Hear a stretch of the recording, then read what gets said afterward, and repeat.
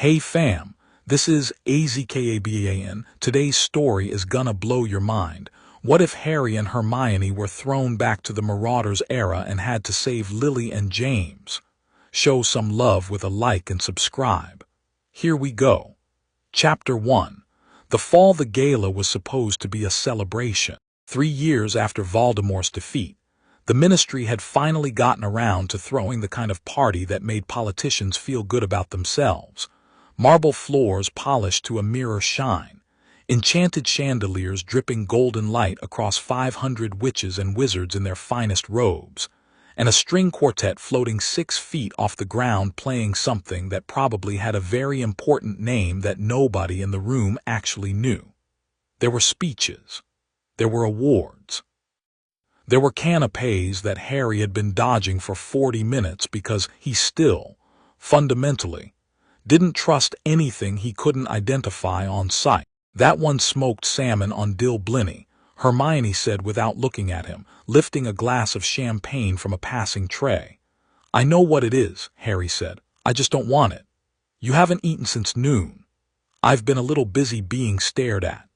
She glanced sideways at him, and her expression did the thing it always did at these events, a sort of compressed amusement, like she was filing the joke away to laugh at properly later when they were somewhere quieter. She looked elegant tonight in deep burgundy robes that she'd let Ginny pick out under protest. Her hair pulled up in a way that suggested it had fought back during the process. She was also, Harry knew, carrying 3 concealed wands and a time-turner she'd been studying for the past 6 months as part of a ministry research initiative she wasn't technically supposed to discuss at social functions. Harry had 2 wands and a knife. Old habits. Robards is making eyes at you, Hermione murmured, nodding fractionally toward a cluster of ministry officials near the refreshments table. Robards makes eyes at everyone. It's how he communicates. He wants you to give a speech. I gave a speech in February. About the new Auror training protocols. This would be a different speech, a celebratory speech. Harry looked at her. You're enjoying this. Tremendously, she said, and took a sip of champagne, perfectly composed. The thing was, Harry didn't hate these events the way he had when he was younger. At 17, being stared at had felt like being flayed. At 21, he'd learned to move through the attention the way you moved through a crowded market quickly, without making eye contact, with a general awareness of all exits. He was a senior Auror now. He'd helped rebuild the department from the ground up in the 2 years following the Battle of Hogwarts. He could handle a party. What he couldn't handle, he was about to discover, was a Peruvian instant darkness powder canister detonating at the base of the main chandelier at precisely 9:47 p.m. The light didn't just go out. It vanished, a total, absolute blackness that swallowed the room so completely that the screams from 500 panicking guests seemed to come from nowhere and everywhere at once. Harry had his wand out before the first scream finished. He'd been carrying it loose in his sleeve all evening. Lumos Maxima, his light carved a sphere of white clarity around him and immediately showed him 3 things. A cluster of guests stampeding toward the far doors, 2 figures in dark robes dropping from the upper gallery, and Hermione 6 feet to his left already moving, her wand up, her face absolutely calm. Left one's mine, she said. Right one's mine, he said. They moved apart without discussing it further. The figure coming at Harry was fast, faster than a civilian, trained, committed. The killing curse came so early in the exchange that most people in the room probably didn't even register the green flash as anything other than panic spell fire. Harry sidestepped it the way he'd learned to sidestep things, with the kind of commitment you only develop when you've nearly died enough times to stop being afraid of nearly dying. Then he hit the attacker with an incarcerus, followed by a stupefy so precisely sequenced that the man was unconscious and bound before he'd finished falling, and Harry was already turning to check Hermione's status. She'd taken her attacker's wand, reversed his own curse, and had him face down on the marble floor with his hands zip-tied in a way that was technically a Muggle method. But, as Hermione had argued extensively in a ministry meeting 8 months ago, demonstrably more reliable than most binding spells. Clear, she said. Not quite, Harry said, because the third thing Harry had seen in that first sweep of Lumos Maxima, the thing he'd catalogued and set aside for immediate follow-up, was a third figure standing very still near the east wall, not moving toward the exits like the guests, not rushing forward to attack, just standing, one hand outstretched, holding something that wasn't a wand. It was a device. Roughly spherical, about the size of a large apple, turning slowly in the figure's palm with an internal light the color of an old bruise, deep purple-blue, pulsing in a rhythm that Hermione later described as horribly biological. Protego Maxima. Harry cast it at full power, a shield that pushed outward in all directions and sent the remaining panicking guests stumbling away from the epicenter. The figure released the device. It didn't fall. It hung in the air between them and detonated not with sound or fire but with time. Harry felt it the way you'd feel a wave if you were standing at the shoreline, and a wave the size of a building came at you. Not violence, not pain. Something enormous and inevitable and absolutely indifferent. He grabbed Hermione's arm on pure instinct. She grabbed back on pure instinct. The world folded in half. The first thing Harry noticed was the cold, not a chill. Real cold, the kind that existed before central heating was considered mandatory. The deep, biting cold of a stone castle in the small hours of a September morning. He was lying face down on flagstones he recognized the pattern of immediately, because he'd spent 7 years of his life walking across them, and the flagstones of Hogwarts entrance hall had a very particular arrangement. He rolled over. The ceiling was far above him in the dark, and the torches in the wall brackets were burning low, which meant it was late, or very early. The great front doors were closed. The marble staircase swept upward into shadow. Harry, Hermione's voice from about 3 feet away, clipped and focused despite the fact that she was also clearly just getting to her feet. What year is it? Give me a moment. I don't need a moment, I need a year. He sat up and looked at her.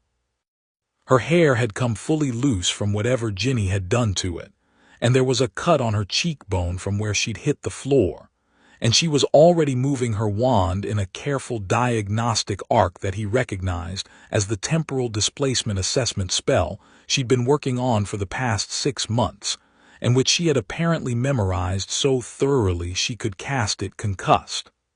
The time turner, he said, wasn't mine. The device that man used, it was derived from the same mechanics, but it was crude, Harry. It was enormously powerful and completely uncontrolled, and if I'm right about the resonance then, she stopped. Looked at the results hovering in faint silver script above her wand tip. Read them again. Hermione. 1977, she said, very quietly. September 4th. The number landed in Harry's chest like something physical. He sat with it for 3 seconds, genuinely sat with it, feeling the weight and the shape of it, and then he stood up, straightened his robes, and said, Right. We need to move before someone finds us, and we have to explain ourselves too, actually. He paused.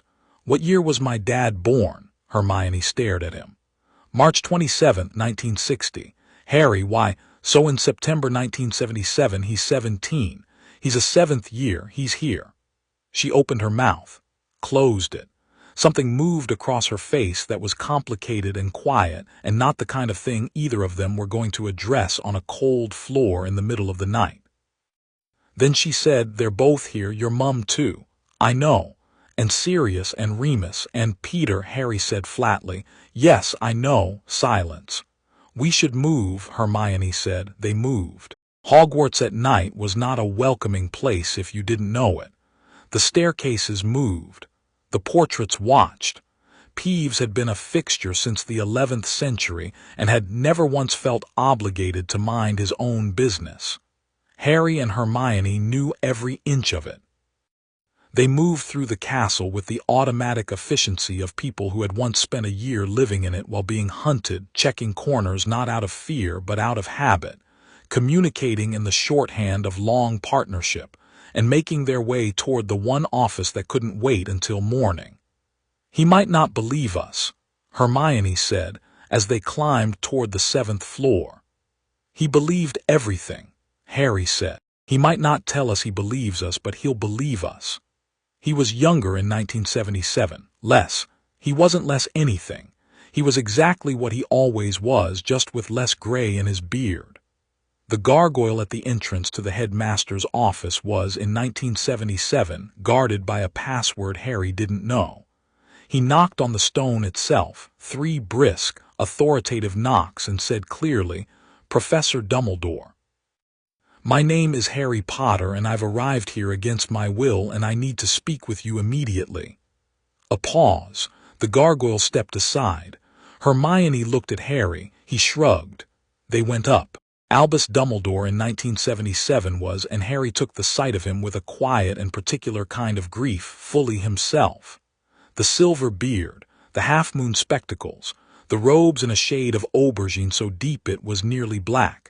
He was sitting behind his desk as though he'd been expecting company, which, knowing Dumbledore, was entirely possible. He looked at Harry for a long moment, then at Hermione, then back at Harry. "Remarkable," he said, not alarmed, not confused. Just thoughtful, the way he always was, as though the world was continually interesting to him rather than continually threatening. "Sit down, both of you. You look like you've had a rather eventful evening." "You could say that," Harry said, and sat.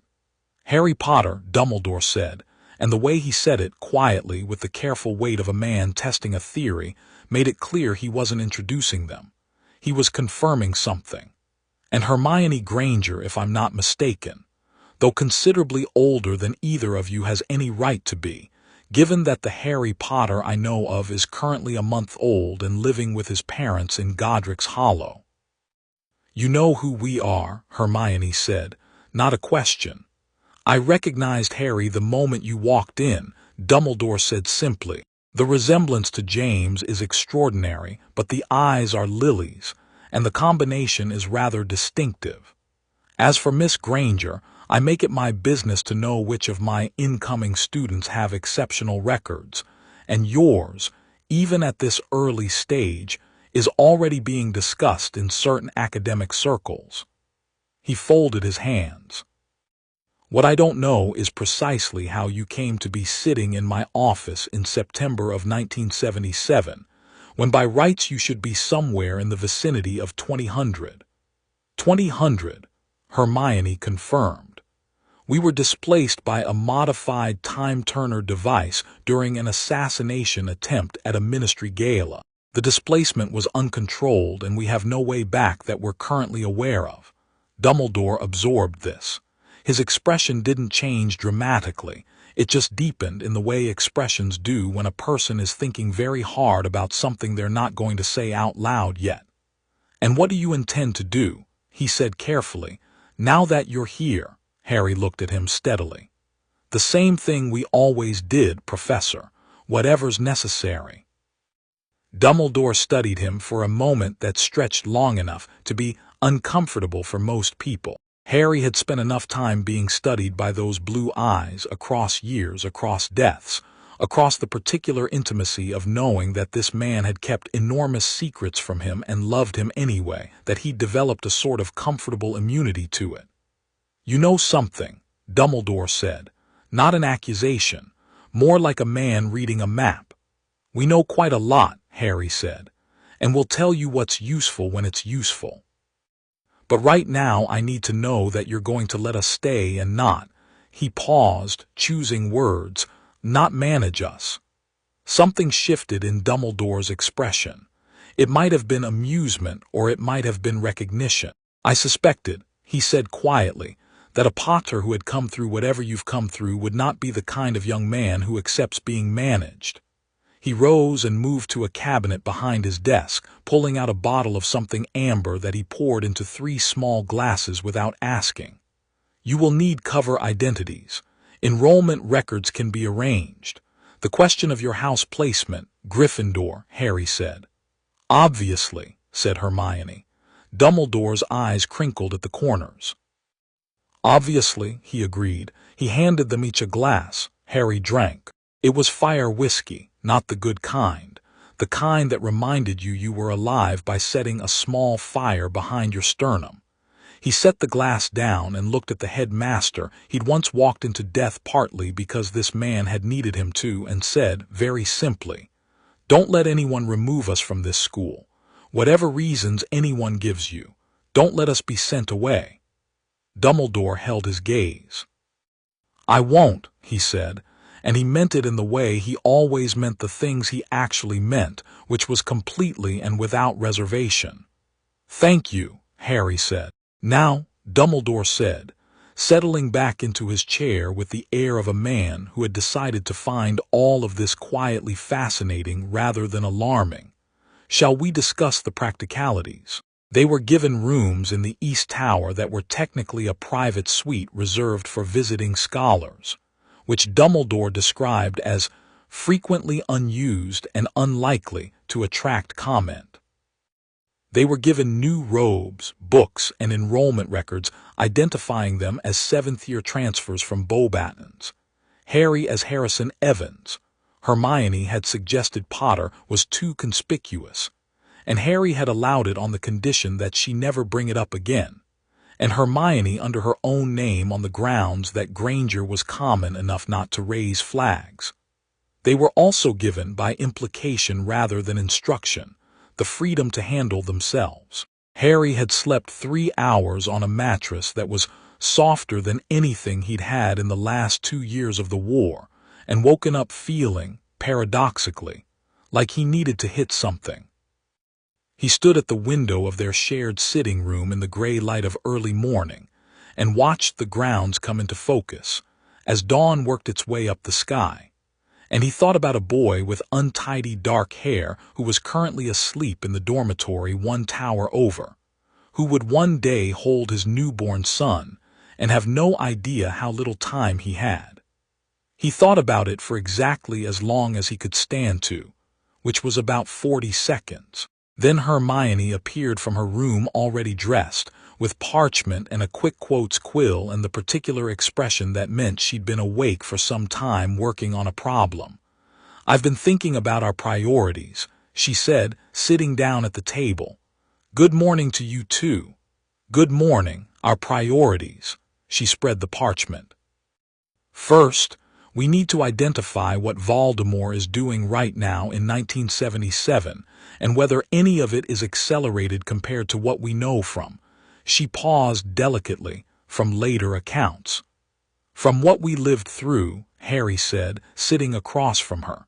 "Yes. Second, we need to establish trust with the Marauders quickly because they are going to be our best intelligence network in this castle whether they know it or not. Third," she hesitated. "Peter," Harry said. "Peter," she confirmed.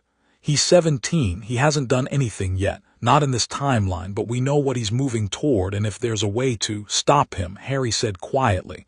"Not punish him, stop him." Hermione looked at him with something careful in her expression. "Yes. It won't be simple. Number, but it's the right priority." She made a note. "And fourth, your mother and father. The prophecy won't be made for another year at least. That gives us time to build something with them, establish credibility so that when the threat escalates they'll listen to us. They'll have questions. Many, your mother especially. She's going to see through whatever cover story we try within about a week, so I think we should plan for telling her," Harry said. Hermione looked up from her parchment. "Not everything," he said. "Not all at once. But she's not someone you manage, Hermione. She never was."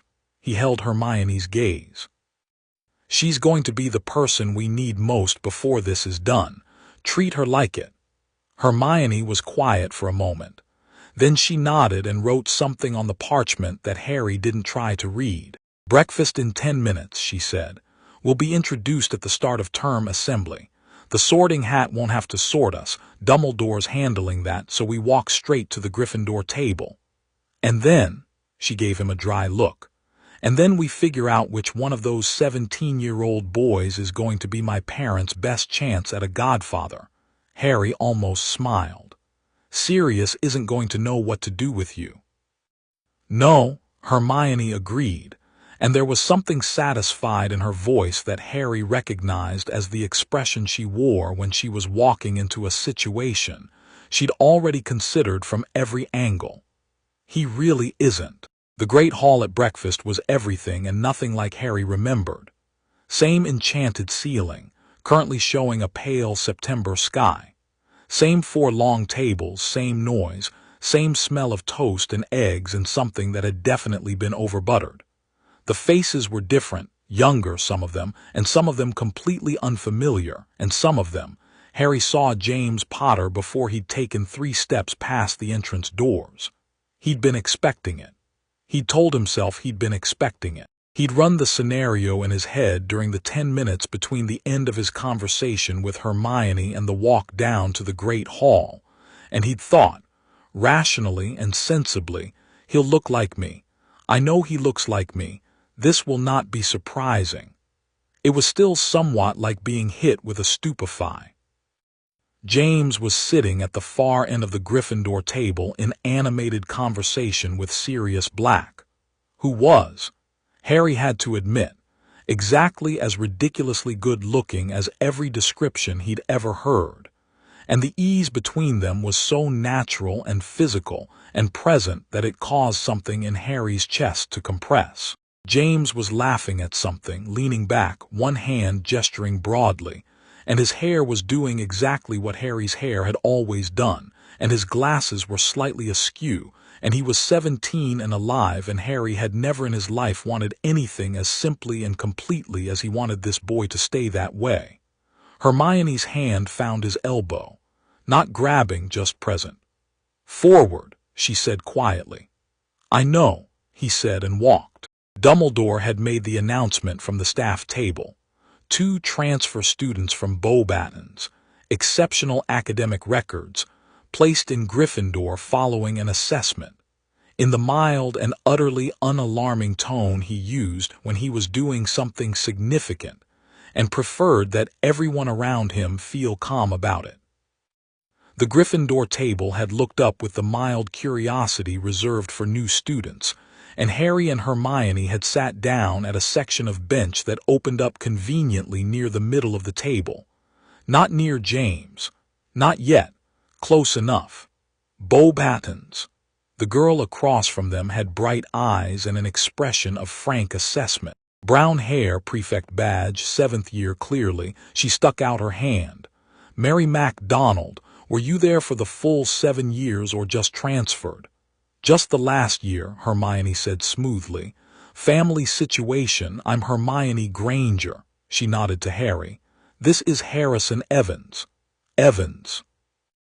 A different voice, this one from further down the table, a girl with dark red hair who had looked up from her parchment at the sound of the name with an expression that was simultaneously curious and faintly amused.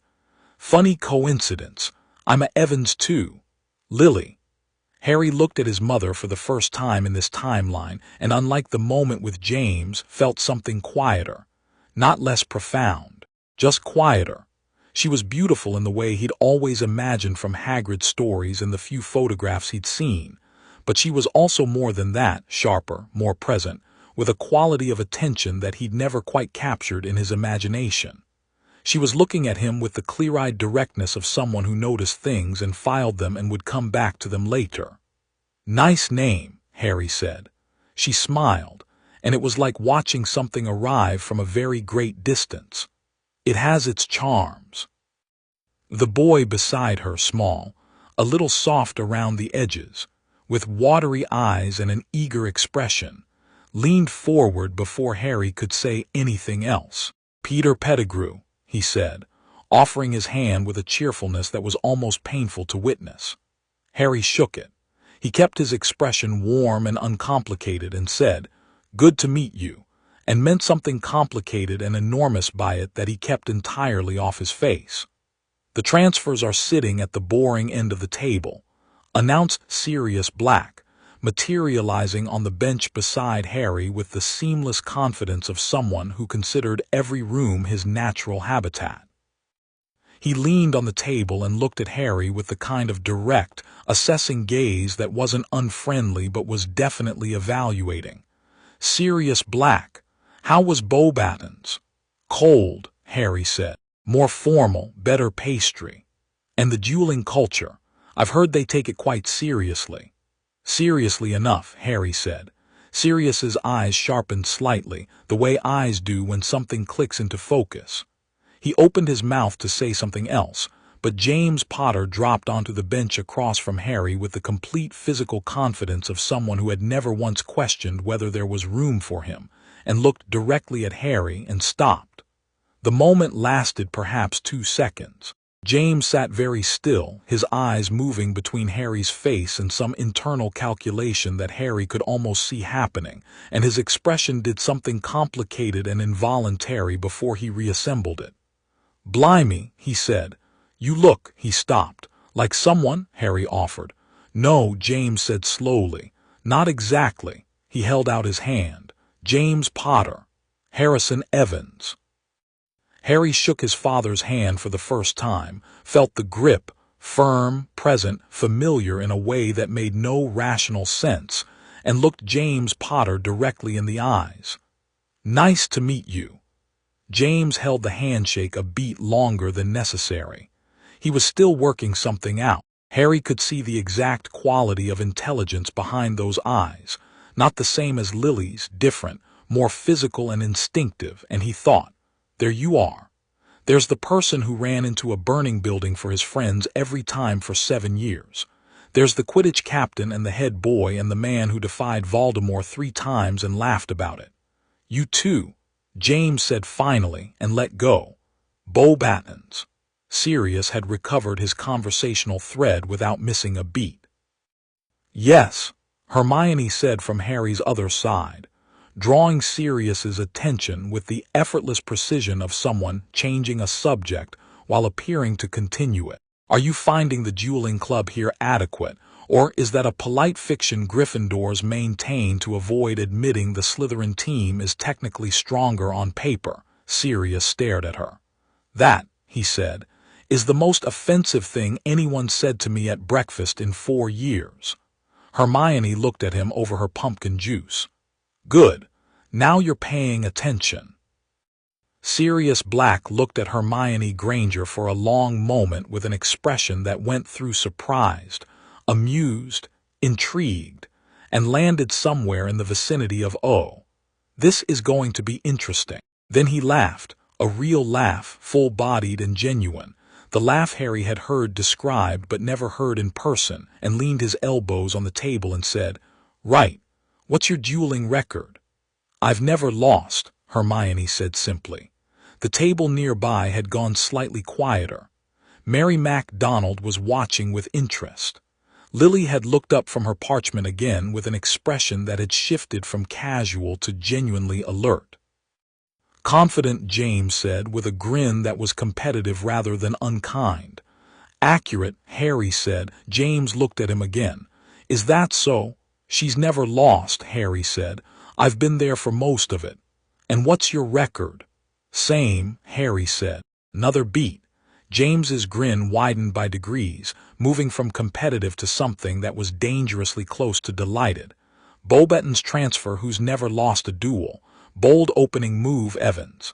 "Not a move," Harry said. "Just the truth. Modest about it, too. Not especially modest, just accurate." Sirius made a sound of profound appreciation. Lily had put down her quill entirely. Peter was looking between them all with the eager attentiveness of someone who wanted to be part of the story. And Remus Lupin, who Harry had not yet spotted, appeared quietly at the end of the bench with a book under his arm and dark circles under his eyes and the careful, watchful quality of someone who missed very little, and sat down, and looked at Harry and Hermione with an expression that was mild on the surface and extremely intelligent underneath. "New students," he said. not a question. Transfer, Harry confirmed. Remus Lupin. He didn't offer his hand, just held Harry's gaze with the quiet directness of someone who took the measure of people slowly and accurately. Are you settling in all right?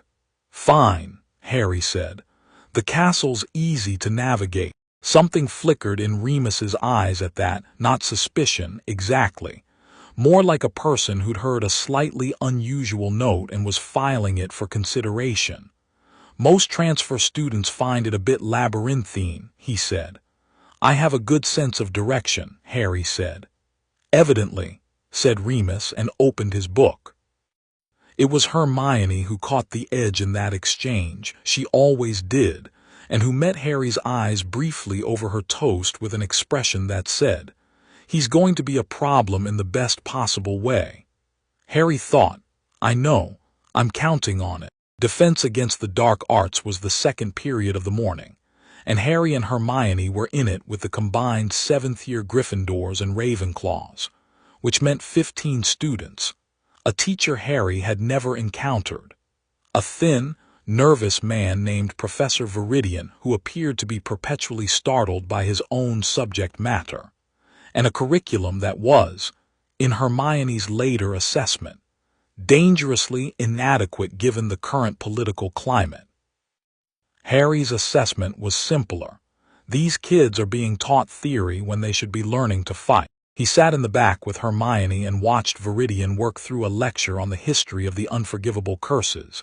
Interesting enough, well-sourced, completely useless in a real confrontation, and let the lesson carry on until the point where Viridian asked the class what the primary wand movement for Protego was, and 3 students gave 3 different answers, and Viridian began consulting his notes. Harry raised his hand. Viridian blinked at him. Mr. Evans, new student. Yes. The wand movement depends on the caster's dominant grip orientation, Harry said. It's not standardized because the spell's power comes from intention rather than form. What matters is the nonverbal reinforcement. Most people recite the incantation and leave it there. They get maybe 40% of the shield's potential strength.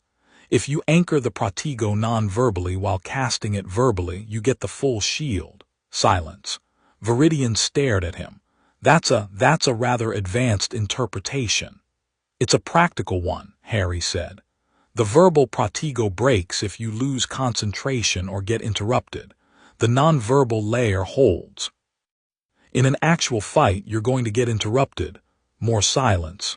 At the row ahead, he could feel the Marauders processing this without looking, the slight shift in James's posture, the quick glance Sirius shot sideways at Remus.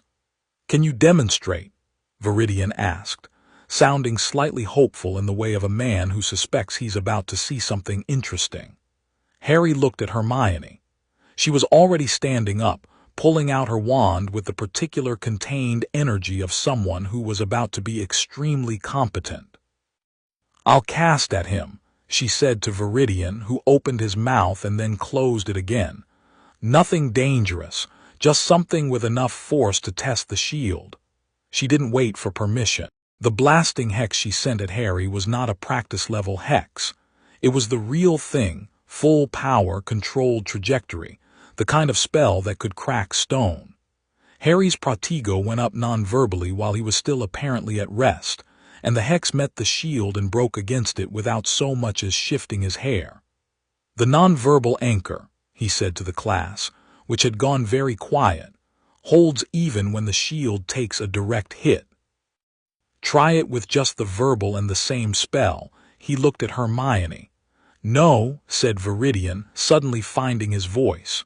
No, we don't typically. It's fine, Harry said, and wasn't unkind about it, but was utterly uninterested in the objection.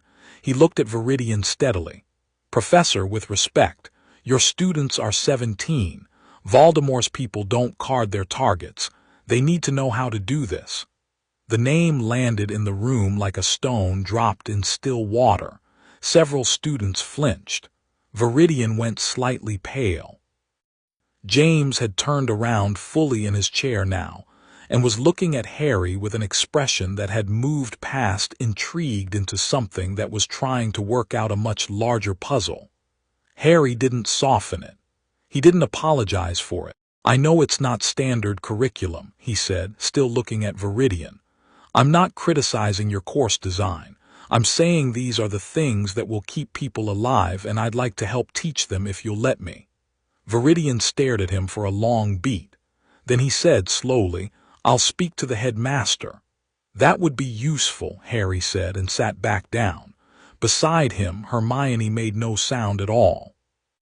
But when he glanced over, she had the expression she only wore when something had gone precisely as she'd hoped, and she was pretending not to be pleased about it. After class in the corridor, Sirius fell into step beside him with the immediate ease of someone who had decided to claim an alliance without announcing it. "You said his name," Sirius said without preamble. "Yes," Harry said. "Most people don't. I know. Most people are scared." Harry glanced over at him. "Are you?" Sirius held his gaze for a moment, a real moment, not a social one, and then a grin broke across his face that was complicated and proud and slightly reckless. "Absolutely," he said. "Hasn't stopped me yet." "Good," Harry said. "Then we'll get on fine." From behind them, James said, "Where did you learn to cast like that?" Harry didn't break stride. "Practice," he said, "and necessity." "What kind of necessity?" Harry glanced back over his shoulder at his 17-year-old father, who was looking at him with the bright, investigative sharpness of someone who had just decided he very much wanted to know the answer to a question he didn't yet know how to ask. "The kind that teaches you quickly," Harry said. "Give me a few days, Potter. Then we'll talk." James stared at him. Sirius said, "I like him." "You like everyone," Remus said from the back of the group, dry as dust. "I like some people considerably more than others," Sirius said. "Lupin, for example, I tolerate at best." "You slept on my floor for 3 weeks second year. Cold Castle. Limited options." Lily Evans appeared at the corridor junction ahead of them, turning at the sound of voices, and her eyes found Harry's with the quality of attention she'd been directing at him since breakfast. Not suspicious, exactly not yet, but close. She was the kind of person who gathered data the way other people gathered belongings, and she'd been gathering it since the moment he'd sat down across from her. "How was defense?" she asked, directing it at the group but looking at Harry. "Educational," Harry said. "I heard you told Viridian his curriculum was inadequate. I offered to help improve it." Her mouth curved. "Diplomatic. I try." "No," she said with the frankness that he recognized instantly, that he'd heard in his own voice often enough to find it startling. "You don't actually, but you're polite about it, which is almost the same thing." She fell into step with the group, adjusting her bag on her shoulder. "Hermione, what's your specialty? Academic, I mean." "Everything," Hermione said, matching her tone with an exactness that was sincere rather than arrogant. Lily blinked, then laughed, quick and genuine and surprised into honesty. "Right," she said. "Mine too. We should compare notes." "I was hoping you'd say that," Hermione said, and meant it in a way that went about 16 layers deeper than the surface of the sentence. The morning light was coming through the corridor windows in long amber blocks, cutting across stone floors and the moving shadows of students heading to their next classes, and Harry walked through it with his mother and his godfather and his father and the friend who would betray all of them, and the man who would love him like a son, and he felt the weight of everything he knew and everything he intended to do settle across his shoulders like armor. Not heavy, just there, present and real and his to carry. He'd carried heavier. This time he intended to put it down differently. Chapter 2. Lions and Wolves. The dueling announcement went up on the Gryffindor Common Room board 3 days after Harry and Hermione arrived. It wasn't official, not a club notice or a faculty-sanctioned event. It was a piece of parchment in Sirius's handwriting that said, in large, confident letters, "Informal dueling session, Saturday morning, Charms Classroom 3. Show up if you're not frightened." SB underneath that, in smaller writing that was almost certainly James's, prongs will be there. For motivation. And underneath that, in Remus's neat script, please bring water. Some of us have standards. Harry read it on Thursday evening and said nothing. Hermione read it on Thursday evening and immediately started making notes. You're going to destroy them, she said, not looking up from her parchment. That's not the goal, Harry said. I know what the goal is. I'm saying it's going to happen anyway and we should plan around it. He dropped onto the armchair across from her and stretched his legs out toward the fire. The Gryffindor common room at night was warmer than he remembered. Or maybe he just never appreciated warmth the way he did after 2 years of sleeping in a tent. Students moved in clusters around the room, talking, playing exploding snap, arguing about Quidditch in the way Gryffindors always argued about Quidditch, which was passionately and with complete disregard for statistical evidence. Across the room, James was teaching Peter a card trick. Not a magical one, a muggle one with regular playing cards, the kind of thing James did when he was bored and feeling magnanimous. Peter kept getting the steps wrong, and James kept demonstrating with limitless patience, which was the thing about James Potter that nobody who only knew him from the outside ever quite understood. He was arrogant about himself and almost infinitely patient with other people. Harry watched them and felt the familiar ache sharpen into something more purposeful. Peter's had 2 conversations in corners I couldn't hear since Monday, Harry said quietly. Hermione's quill paused. With different people. One was a 5th-year Slytherin I don't recognize. The other was a 7th-year Slytherin I do. She looked up now. Who? Evan Rosier. A beat. Rosier was a name they both knew from the aftermath. A confirmed Death Eater killed resisting capture 5 years after the timeline they were currently living in. In 1977, he was 17 and already deep enough in Voldemort's orbit to be making contacts. He's already being recruited, Hermione said. He's already being tested, Harry corrected. Recruited implies a decision's been made. I don't think it has, yet. He watched Peter fumble the card trick again and laugh with embarrassed cheerfulness while James good-naturedly set him up for another try. He's scared of something. He's always been scared of something, Hermione said quietly. That was the whole point. Yes, so I want to know what it is specifically. Because if I can figure out what he's scared of in this timeline, there might be something we can actually do about it. He finally looked away from Peter and met Hermione's eyes. We're not here to watch it happen again. She held his gaze for a moment with an expression that was unguarded in the particular way she only allowed when it was just the 2 of them. No, she said. We're not. She looked back at her parchment. I'll find a way to talk to him properly. Somewhere James and Sirius aren't around. He's a different person when they're not in the room. Harry nodded. And Saturday you should go easy on James, Hermione said. At least at first. I thought you said I was going to destroy them. You are, I said at first. She returned to her notes. Let him feel competitive. He needs to see you as someone worth knowing, not someone impossibly beyond him. James Potter's friendship works through competition. Harry considered this. That's very calculated. That's very accurate, Hermione said. Also, Sirius will be completely insufferable regardless of what you do, so don't bother going easy on him. He'll like you more if you don't. Sound strategy.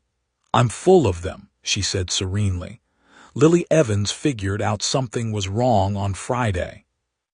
Not wrong exactly, Hermione reflected, replaying the conversation afterward, more that Lily figured out something was off, which was different and in some ways more alarming. Wrong could be a mistake or a misunderstanding. Off meant the shape of a thing didn't match its stated nature, and Lily had a gift for shapes. It happened in the library. Hermione had been there since 7 in the morning because old habits were old habits, and Lily had arrived at 1:30 with the focused energy of someone who had also been awake for some time thinking about something that bothered her. She sat down across from Hermione without preamble, put down her bag, and said, "Can I ask you something direct?" Hermione looked up. Yes. Where are you actually from? A pause, a careful one. Beauxbatons, Hermione said. Right. Lily folded her hands on the table. She had the same quality Harry had noted, that direct, gathering attention. But up close it was more intense than Harry had described it. She wasn't hostile. She was just very, very clear-eyed, in the way of someone who had spent a long time being underestimated by people who mistook warmth for softness. That's what the transfer documents say. But you quoted 3 different French magical theorists and charms yesterday, in a way that suggested they were people you'd read for interest, rather than people on a curriculum. Your accent in French is regional, but your magical vocabulary is mid-century British academic. And you said to Professor Flitwick that the application of cheering charms in combat situations was underexplored by contemporary practitioners, which is a strange thing for a 17-year-old to say. Hermione said nothing. And Harrison, Lily continued, knew the exact layout of this castle on day 1. He navigated from the East Tower to the headmaster's office by the shortest possible route without once hesitating, and I know that route because I'm head girl and I worked it out in my 3rd week. And he has a scar, she paused, on his forehead, under his fringe, a specific shape. The library was quiet around them. Dust motes moved in the morning light. Somewhere in the stacks, someone was trying to reshelve a book that clearly had opinions about where it belonged. Hermione made a decision, not the decision to tell Lily everything. That had already been identified as inevitable, and she had a framework for it. The decision she made now was about how, and how fast, and how much credit to give the girl sitting across from her who had just, in under a week, noticed more than most trained Aurors would have. You're right, Hermione said. Something is off. Lily's expression didn't change dramatically. Just settled, the way a person settles when a thing they suspected turns out to be true. Are you in danger? She asked, and it was the first thing she said, and Hermione felt something shift in her chest at the ordering of the question. Not currently, Hermione said. Others might be. Others like who? Like you, a beat. And James and people you love. Lily was very still. How do you know James's name? Because Hermione stopped, looked at the table, looked back up.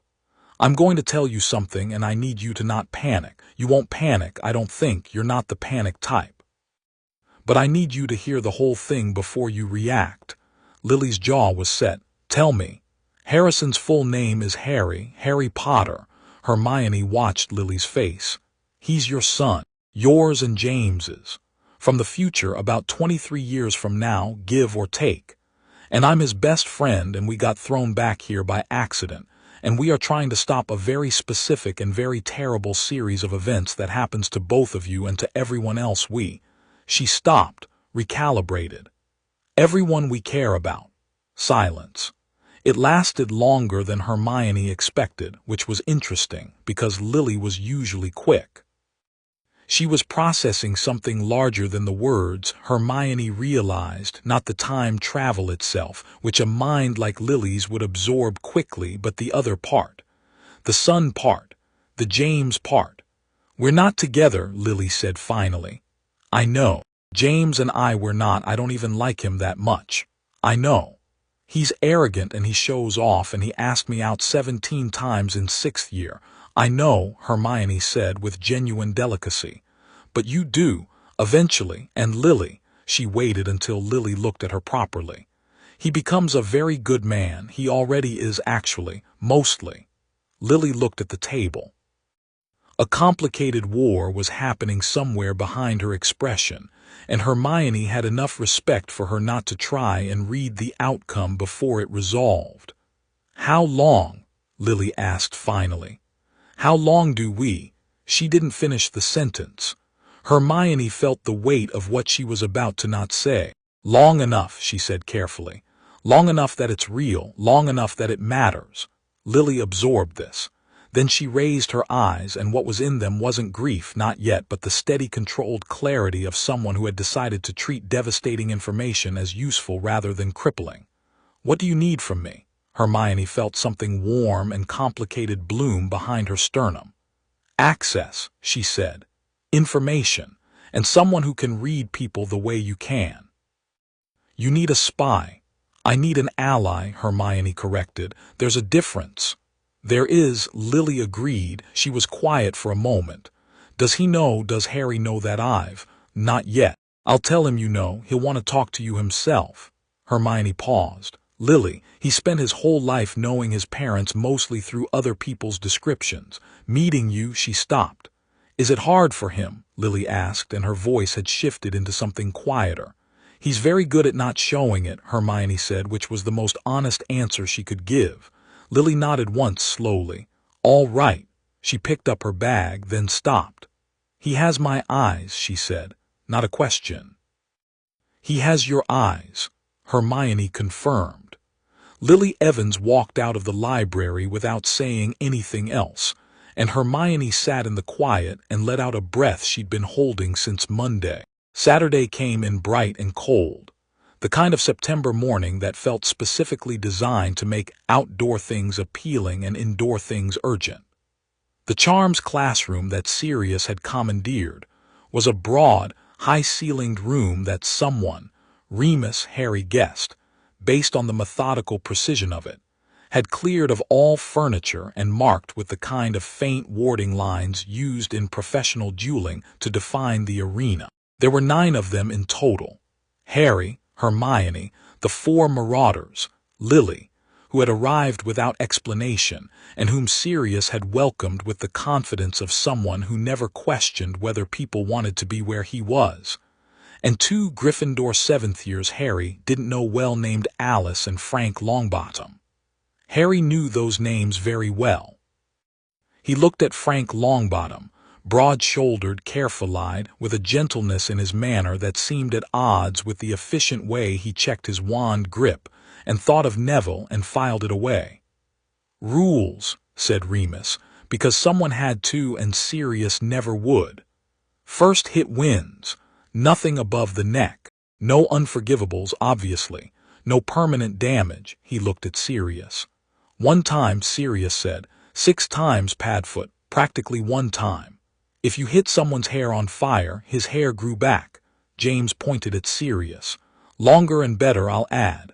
Absolute finest moment of my academic career. Sirius cracked his knuckles, rolling his shoulders with the loose physicality of someone who genuinely loved this. His eyes swept the group and landed on Harry. I want to go first. Against who? Remus asked. Against Harrison, never lost a duel Evans, Sirius said, with a grin that was pure challenge. Let's see if Beauxbatons lives up to the billing. Harry stepped forward. He'd talked with Hermione about going easy on James. He'd said nothing about going easy on Sirius, and Hermione had said nothing about it either, because she was right. Sirius Black respected power, and he respected honesty, and going soft on him would register as condescension, which he would hold against you quietly and forever. They took their positions 10 feet apart. Sirius moved first, not with the counting protocol most students used, but with the fast-draw instinct of someone who decided the social contract around dueling starts was a convention for people with less confidence. The stunner came in fast and at an angle right low, trying to catch Harry with his weight on the wrong foot. Harry stepped around it like a man sidestepping a puddle and sent a flipendo back so quick it was barely visible, not full force, just enough to send a message about the speed gap, and Sirius twisted sideways and took it on the shoulder rather than the chest and stumbled, but didn't go down. He came back up grinning, which Harry found enormously endearing. Right, Sirius said. Come on then, Harry said. What followed was 30 seconds of the most intense exchange the room had witnessed, judging by the way everyone went quiet. Sirius was excellent, genuinely, impressively excellent, with the creative unpredictability of a natural fighter who'd never bothered to learn proper form because proper form was boring. He changed rhythm mid-sequence, through decoys, used the room geometry in ways that showed he'd thought about it. Harry blocked everything without appearing to move much. And when he ended it gently. A petrificus totalis that Sirius didn't see because he was tracking what he thought was the setup for something else. And Sirius went stiff, and then sideways, and Harry caught him before he hit the floor and lowered him down, and then undid the curse. Sirius lay on the floor for a moment staring at the ceiling. "Huh," he said. "You lead with your right shoulder before you change direction," Harry said. "Easy tell." Sirius sat up. His expression had gone through surprised and come out the other side into something that was half delighted and half covetous, the expression of a person who has just seen something they want to learn. "Show me that last sequence," he said. "After everyone's had a go," Harry said. He looked at James. James was leaning against the wall with his arms crossed, and that specific expression Harry had already learned to read. The one that looked like casual interest, and was actually intense competitive focus. He pushed off the wall with an easy confidence that came from years of being genuinely good at things and said, "My turn." Here Harry did what Hermione had suggested, which wasn't exactly going easy. It was letting James feel the edges of the gap rather than the full measure of it, which was different and more respectful and also more honest. James fought well.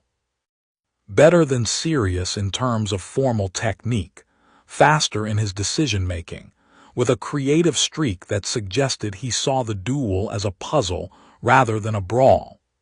His transfiguration reflexes were the standout. He could shift objects mid-fight to change the terrain in ways that were genuinely innovative. Harry let it go longer than it needed to. He took a hit, a good one, a stinging hex to the forearm that actually stung and didn't show it, and then ended the duel at the 40-second mark with a combination that James didn't have a counter for. James stood in the marked arena breathing slightly harder than usual and gave Harry a look that was frank and direct and completely without ego. "You're very good," he said. "So are you," Harry said and meant it. "You went easy on me." It wasn't an accusation. It was an observation, delivered with the calm precision of someone who knows his own skill level well enough to notice when he's being managed. Harry held his gaze. "A little," he admitted, "not much." "Why?"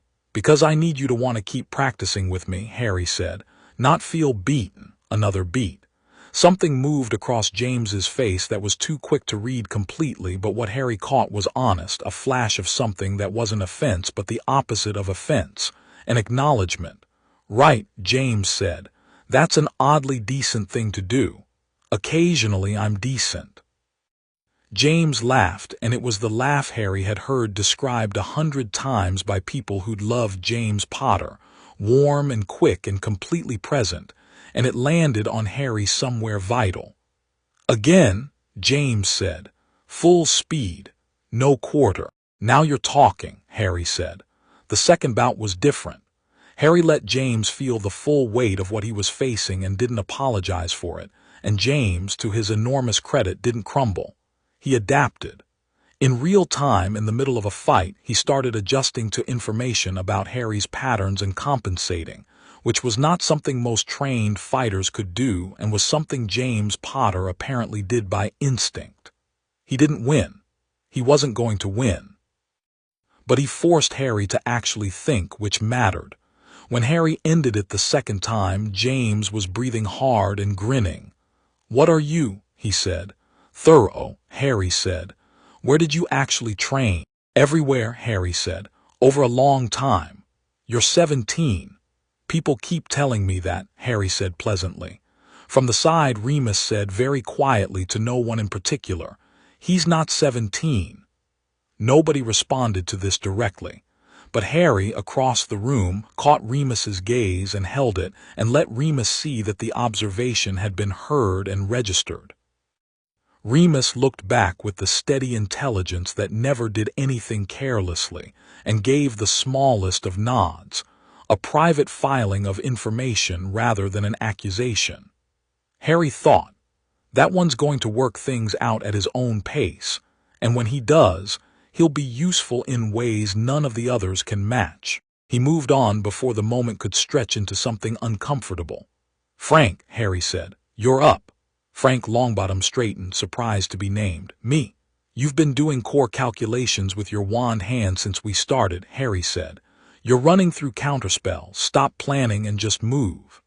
Frank stared at him, then laughed, a quiet, self-aware laugh, and stepped into the arena. He was the steadiest of any of them under pressure, which didn't surprise Harry at all. He didn't win, but he forced 2 genuine defenses from Harry, which given the experience gap was genuinely impressive. "Your son," Harry said afterward quietly just to Frank, "is going to be extraordinary." He kept his face neutral and his voice low enough that only Frank could hear. Frank went very still. "Not yet," Harry said. "Just something to know, going forward." He clapped Frank on the shoulder and moved away before the conversation could become a complication. Hermione fought last, against Lily, which nobody had predicted, and which both women had apparently arranged between themselves without consulting anyone. They stood across from each other in the cleared space with a quality of mutual recognition that had the Marauders exchanging glances. "This is going to be frightening," Sirius said, to no one in particular. "Deeply," Remus agreed. It was also the most technically sophisticated duel Harry had seen in this timeline, or most timelines, honestly. Lily fought with a fluidity that was almost creative in its elegance, spells that shifted and layered in ways that suggested she thought of magic as a language rather than a toolkit. Hermione fought with the precision of someone who had turned preparation into art, and her defensive work was so economical it looked passive, until you realized she'd been systematically closing off Lily's options for 30 seconds. Lily broke one of Hermione's defenses and got through with a disarming charm that Hermione deflected at the last half-second rather than blocked, which sent both their wands skittering, and the duel ended technically without resolution. "Draw," Remus said, in the tone of a referee who is quite pleased with what he's just witnessed. "Best I've had," Lily said, looking at Hermione with straightforward admiration. "Same," Hermione said, picking up her wand. "How long have you been dueling?" "Since I was 12, Hermione said. Then very carefully, "It became necessary." Lily looked at her with an expression that carried the knowledge of their Friday morning conversation like a current running under still water. She didn't ask the obvious follow-up question. She just nodded slowly and said, "We should practice together." "Every week," Hermione agreed. After, sprawled across chairs and floor in the aftermath of an hour's hard practice, with conjured water and someone's accidental charm having turned the far window orange, the group fell into the loose and easy conversation that Harry recognized as the Marauders' natural habitat. It was good. It was genuinely, painfully good, the ease of it, the warmth, the way James and Sirius communicated in half-sentences and Remus kept a dry commentary on everything and Peter laughed too readily and too loudly at all the right moments. Harry sat against the wall with his knees up and let it wash over him and was careful, very careful about his own expression. "Right," said Sirius, who had been quiet for approximately 4 minutes, which was his limit. "I have a question for the transfer students. Collective question from all of us, about which everyone in this room has privately been wondering, and only I have the nerve to actually ask." "Marvelous," said Hermione. "Who are you actually?" Sirius said. And it came out with a complete absence of hostility, just the frank directness of someone who has decided the social pleasantries have run their course. "Because I've been watching you for a week, and you know this castle and you fight like veterans, and Evans," he nodded at Harry, "you've looked at prongs approximately 40 times in a way that I cannot describe except to say it's not the way strangers look at people." The room had gone quiet. Not tense, just attentive. Harry looked at Sirius for a long moment. Then he looked at James and Remus and Peter. He let himself look at Peter last and longest, and what he put into his expression was not suspicion or contempt, but something more deliberate. I see you. I'm going to keep seeing you. Peter shifted slightly in his chair. He might not have known why. Not yet, Harry said to the room. I'll tell you, I promise you that, but there's information that goes with it that changes things, and I need the timing to be right. Give me until the end of October. That's 6 weeks, James said. Yes. You're asking us to trust you first. I'm asking you to consider, Harry said, that the fact I'm not lying to you is more important than the specific timeline for the truth. I could make something up. I'm choosing not to. James thought about this. His expression did the thing it had been doing all week, the quick, deep processing of a mind that was faster than it appeared on the surface. Then he looked at Sirius. Sirius tilted his head. Some communication happened in the way it always did between them, in the micro-movements of people who'd been each other's primary reference point since they were 11. End of October, Sirius said. That's the deal. After that we ask again and you tell us. End of October, Harry agreed. Good. Sirius leaned back in his chair. Now show me that deflection sequence from the second bout with prongs, because I want to take it apart, and I want to know exactly what you did with the nonverbal layer.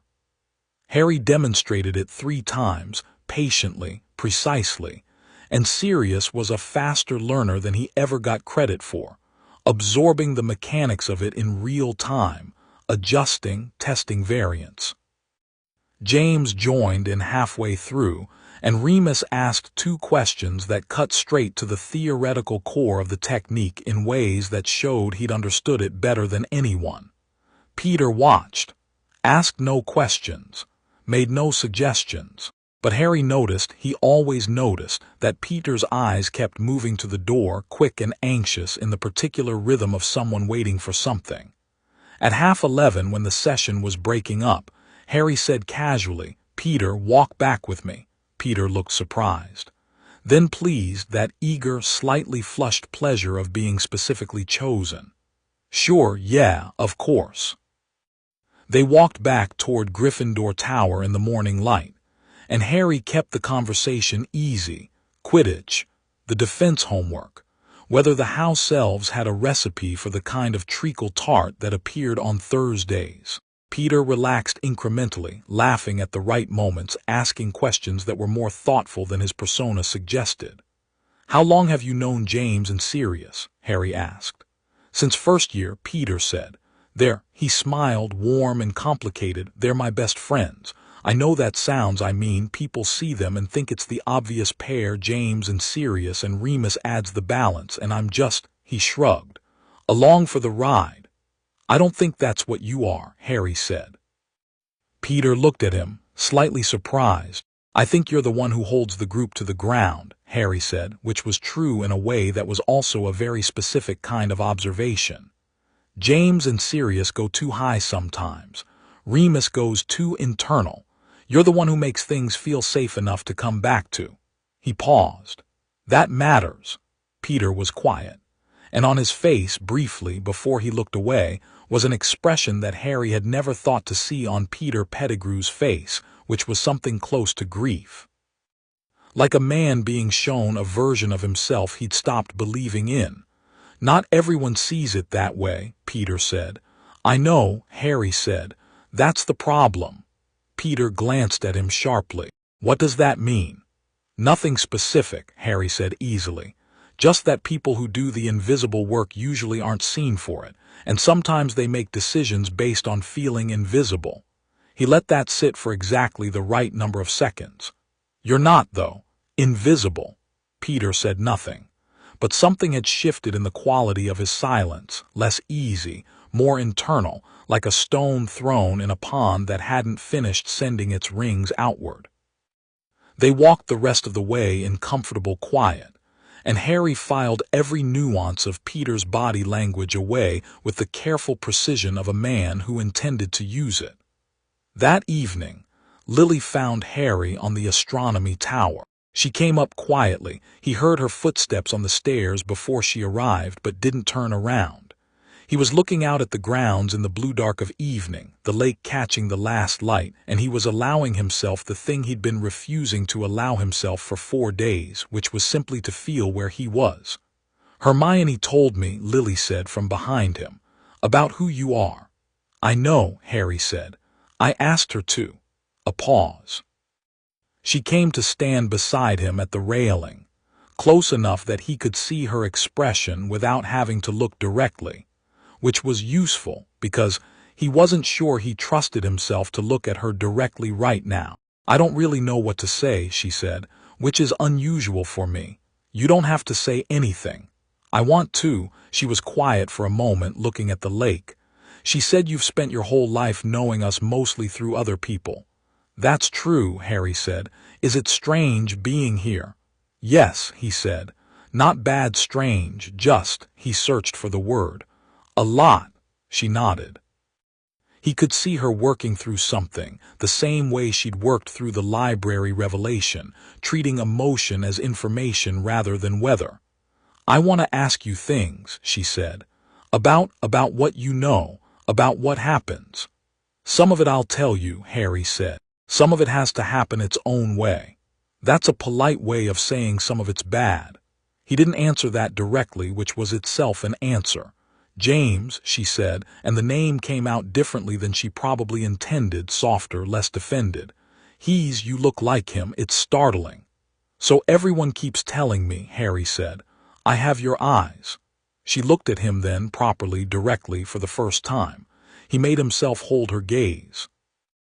He watched her take him in the way she hadn't let herself yet, with the full weight of the knowledge she now had, and he watched it arrive in her expression as something that was very close to fierce. You're mine, she said quietly, not possessively or not only that, more like a person making an identification, like she was claiming something as true. Yes, Harry said, and something is coming, she said, that you're here to stop. Yes.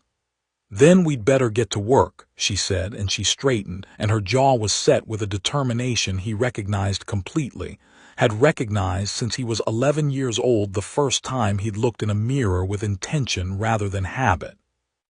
He'd always thought he got his stubbornness from his father. He was recalibrating now.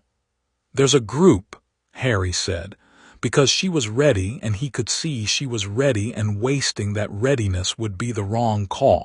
Already working against Voldemort, your side loosely the Order of the Phoenix. It's young, it's fragmented, and it's missing something. What? Intelligence, Harry said. Real intelligence, not bravery. Everyone there is brave, but someone who can think 2 moves ahead of Voldemort without flinching. He looked at her. Dumbledore's trying to be that person himself, and he's too close to everything to do it cleanly. Lily was quiet. You're saying the Order needs a strategist. I'm saying we need to know what Voldemort's planning in specific terms, not general ones. Because he's not going to wait, Lily. He's not patient the way people think he is. He's moving right now, and I need to know what he's moving toward. Dumbledore would know more than Dumbledore knows what he's seen. We know what happened. He said it simply.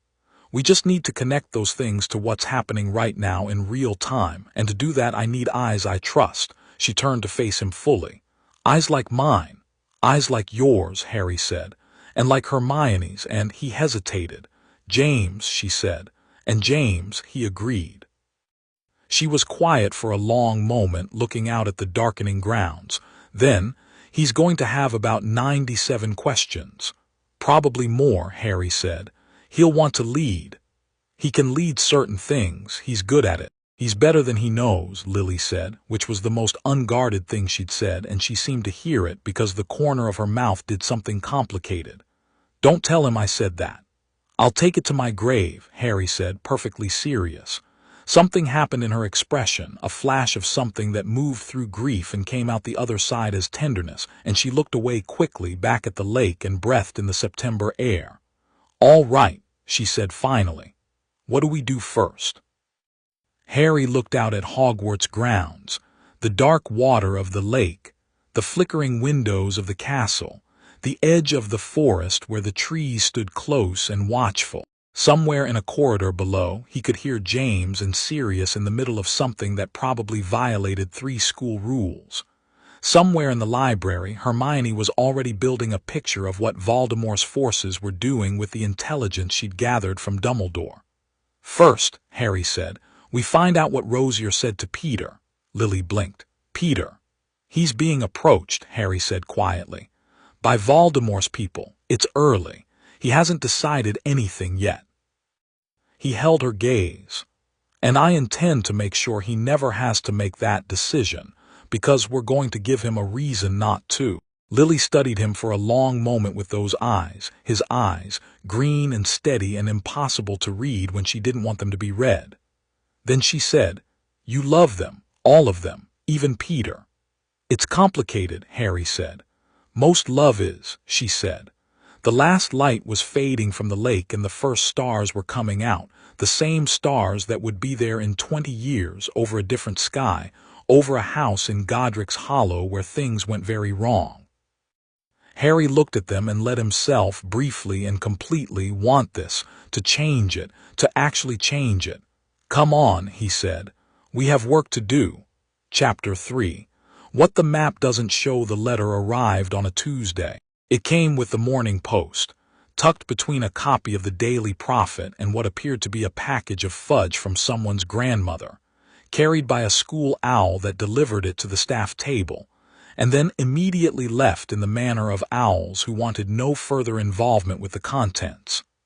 Dumbledore read it over his porridge with an expression that communicated nothing to anyone watching, folded it neatly, slipped it into his robes, and continued eating. Harry, 3 tables away, watched all of this. He'd been watching Dumbledore the way he watched everything in 1977, not anxiously, but with the sustained peripheral attention of someone who'd learned that most important things happened at the edges of situations rather than the center. He noted the letter. He noted the stillness of Dumbledore's hands afterward, which was different from the usual stillness, more deliberate.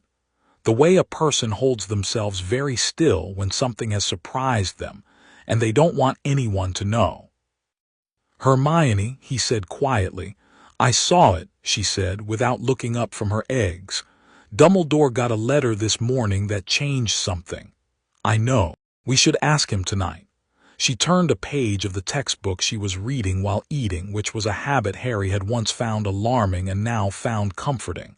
He's been waiting for something. He's had that particular quality of patient dread all week. Patient dread. Like a man who expects bad news and is trying to enjoy the time before it arrives. She looked up. "You've had it yourself. You know what it looks like." He did. He ate his toast and thought about what could be bad enough in October 1977 to produce that expression on Albus Dumbledore's face. And the list was not short, but it did have a top entry. And the top entry was Voldemort moving faster than anyone anticipated. Across the table, James dropped into his seat with the particular weight of someone who'd been up late. He had ink on his left hand and his glasses were slightly crooked, and he immediately reached for the coffee with both hands like a man in need of urgent assistance. "You were in the common room until 3, Harry said. "How do you know that?" James asked, without apparent concern. "I heard you come up. You were awake at 3. "I'm often awake at 3. James looked at him over his coffee cup with the considering expression that had become familiar over the past 2 weeks, the one that said, "I have more questions than I'm currently asking." He'd been remarkably disciplined about the end of October agreement, which said something about the quality of his discipline when he chose to apply it. "Remus and I were working on something," he said. "The map," Harry said. James put down his coffee cup. "How do you know about the map?"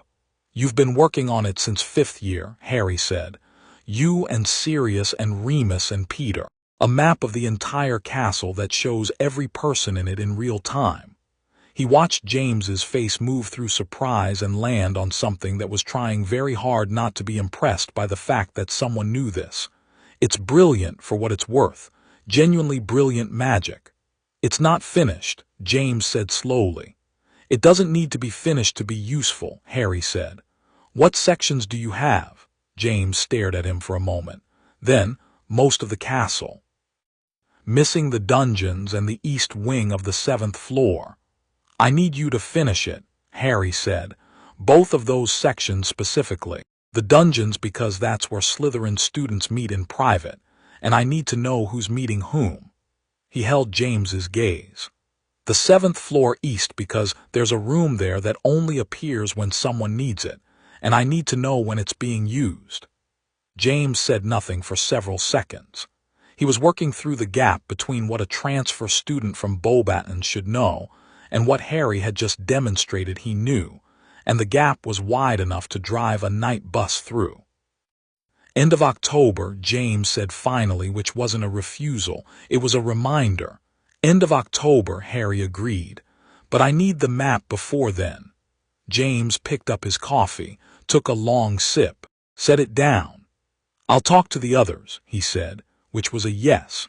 Dumbledore's office at 7 that evening smelled of lemon drops and old parchment, and something faintly electrical that Harry associated with the presence of several active monitoring enchantments. Fawkes was on his perch in the corner, regarding Harry and Hermione with the specific benevolence of a creature that had seen enough history to find individual crises unremarkable. Dumbledore had the letter on his desk. I suspected you'd come, he said. Sit. They sat. Harry looked at the letter without reaching for it. What does it say? It's from an informant within Voldemort's inner circle, Dumbledore said, which he said the way he always said Voldemort without flinching, with a certain deliberate courage that had never been performative. Someone I've cultivated carefully over the past year. The information they've provided has been reliable. What does it say? Harry repeated. Dumbledore looked at him over his half-moon spectacles. You already have a theory. I have the shape of something. I need you to confirm it. Voldemort, Dumbledore said, is not, as many in the Order currently believe, primarily focused on recruitment and consolidation. That has been our operating assumption, that he is building towards something years away, establishing dominance gradually. He paused. This letter suggests the assumption is wrong. He is planning a specific action within months. Harry felt the confirmation settle in his chest like ice. He's going after you, he said. The room was very quiet. Dumbledore's expression didn't change, but something behind it did, a kind of stillness that was recognition rather than surprise. You knew, he said. Not the specifics, but it's the logical move. Harry stopped, recalibrated carefully. In my understanding of his strategy, waiting is the thing Voldemort finds hardest. He's afraid of you specifically. He's always been afraid of you, which means a prolonged Cold War where you're functional and leading the opposition is the thing he most wants to avoid. Eliminating you early while the Order is young and without its center, he spread his hands. Changes everything, Dumbledore said quietly.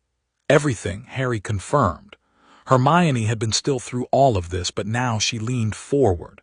The informant, can they give us a timeline, a location, any specificity at all? They mentioned December, a location outside of Hogwarts, somewhere Voldemort expects to draw Dumbledore out. He looked between them. A staged crisis, something that requires a response. He's going to manufacture something that makes you have to come to him, Harry said. Something you can't ignore, he thought for a moment. An attack on Order members, publicly in a way that implicates you if you don't respond. That would be my reading as well, Dumbledore said. Then we don't let you respond alone, Harry said simply. Dumbledore looked at him steadily. Harry, I'm not asking your permission, Harry said with complete calm, not rudely. Just accurately. You're going to tell me that it's dangerous, that I'm a student, that the Order has trained fighters who should be handling. He stopped. With respect, Professor, you know what I am. You knew it the night we walked into this office. I'm not a student and I haven't been one for a long time, a long beat. No, Dumbledore said quietly, I don't suppose you have. He was quiet for a moment, Fawkes making a soft sound in the corner. What do you need? Everything your informant can give us, Harry said. And I need to bring 4 more people into this conversation. The Potters and the Blacks, I assume. James, Sirius, Remus, and Lily, Harry said. Not Peter. He held Dumbledore's eyes. Not yet.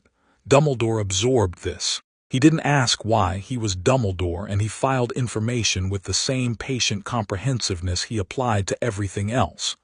I see, he said. And you believe Mr. Pettigrew is being cultivated, Harry said, by Rosier and possibly others.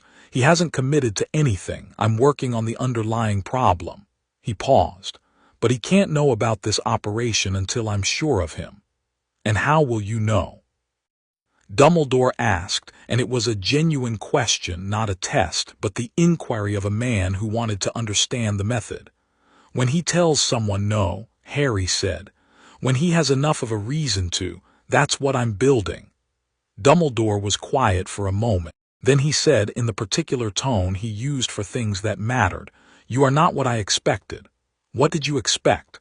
"Someone younger," Dumbledore said, "in all the ways that count." Harry didn't know what to do with that, so he did nothing with it. "Can we use this office on Friday evening, all 6 of us?" "I'll be at a governor's meeting," Dumbledore said, "which means the office will be conveniently available." He stood, indicating the meeting was done in the way he always did, not dismissively, just with the implicit understanding that the important things had been said. "Harry," he paused, "I am aware that carrying what you carry, knowing what you know, is a particular kind of weight. If you need to—" "I'm all right," Harry said. Dumbledore looked at him with those eyes, ancient and kind and very clear. "I didn't ask if you were all right," he said gently. "I was going to say if you need to talk, Fawkes is an excellent listener and completely discreet." Fawkes made a sound that was either endorsement or mild sarcasm. Harry couldn't tell.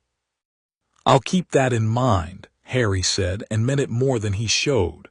He told James on Wednesday.